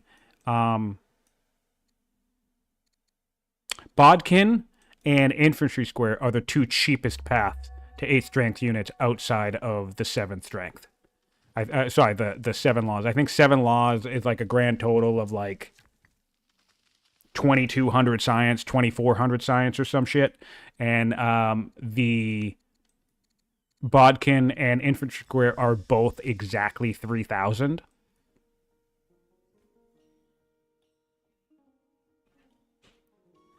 Thanks for joining, Solver. Thanks for tuning in. Love to have you in the chat. Also to the other 30 of you in the chat. I really appreciate you all being here and tuning in to these players playing the game. I've really been enjoying the tournament a tremendous amount. I love the energy that people have been bringing to the competitions. Yeah, we're seeing some Testudo here. Yeah, so this is what I was talking about. See, it's 3 pips, unlike a Fortify, which takes 5. So you actually get your counterattack quicker with Testudo. But yeah, man, I've really been enjoying the energy of the competition, and I've been enjoying, the community buildup. Tons of players tuning in who, even if they're not into multiplayer, they've been tuning in. They've been joining the conversation, and then a good number. I'll be honest, Alcaras and I thought we were going to get like 14 people. For the tournament, like 100%. We thought we were going to have... I think a perfect bracket would have been 16 before you started to have to do buys. I think it would have been 16 and then 32, I think. So I think we had fingers crossed we were going to get 16 players, and we had 30 people sign up. And then people came in to replace people. And it's been a real treat to watch people play. And it's been a real fun time to see, because Discord especially is where most of the conversation happens. Discord and Reddit. So Purple Bull Moose is well known in Reddit for his guides, and he also does his YouTube, right? I'm always trolling around the Discord, and you can talk to the developers on the Discord too. If you're not familiar, you can just join the Discord and talk straight with the developers right there. But it's been cool to see some of the non-Discord regulars come into the tournament and do very well. Aaron has done very well. Well, pretty much, if you hang out on Discord, you assume that me, Bull Moose, and Fluffy are all going to do well in the tournament, and in the last week, we all got sent down to the lower bracket. So, from people who, as far as I'm aware, have all just showed up for the tournament. And that's just been amazing. So, really great to have you all here. Sorry, I'm getting distracted. I'm being emotional. Build up in the center here from Nizar. I find this fascinating. This seems like something maybe you don't want to do, but you could bait your opponent into making a mistake. I feel like there's no real reason to put your military in front of the cities. Sometimes we do this. But really, you're more likely to win a fight if you just let your opponent come to you. That's one of the trickiest things about actually invading someone, is there's such a strong defensive benefit, because you have to go into their territory and you have to fight on their turf and on their terms.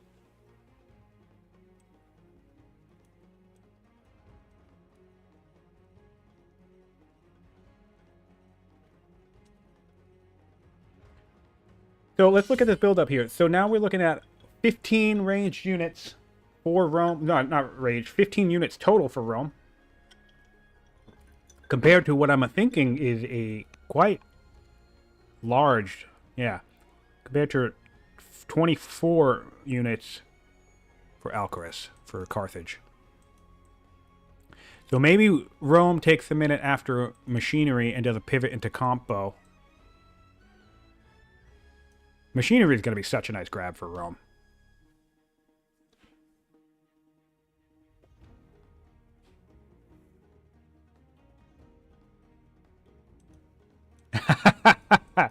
Yeah. No, honestly, that was my favorite part. Aaron is on the chat.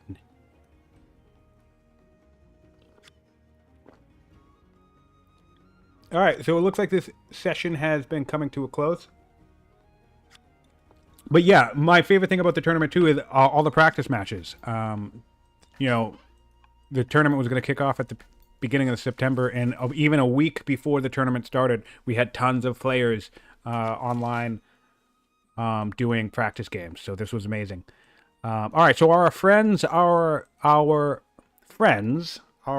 closing out this session. They'll resume again tomorrow at the same time. So there will be a part 2.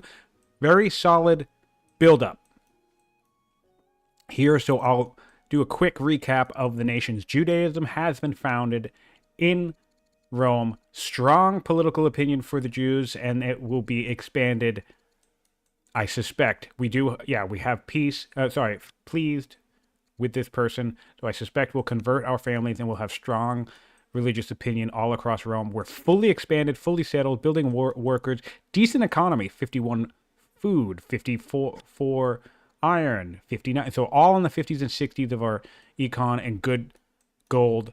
1 turn away from machinery for the Romans. So let's do a quick stat cap for everybody. Military score favors Carthage at the moment. 1,100 on turn 54 to 700 on Nizar. That's going to be a bit of a setback, but let's not forget, it's harder to attack. It's easier to defend. So once Nizar gets a couple of ownages up in these hills, I really think that is going to deter Alcaras from any further aggression, because it really is tricky to attack into a position that has well-entrenched onager fire. There's spears around here, so not like Alcaras is going to really be able to rout much, and he doesn't really have any horses, and he can't get his elephants in at all yet. He still doesn't even have developing. So, yeah, that's going to be tricky. Let's keep going down the line.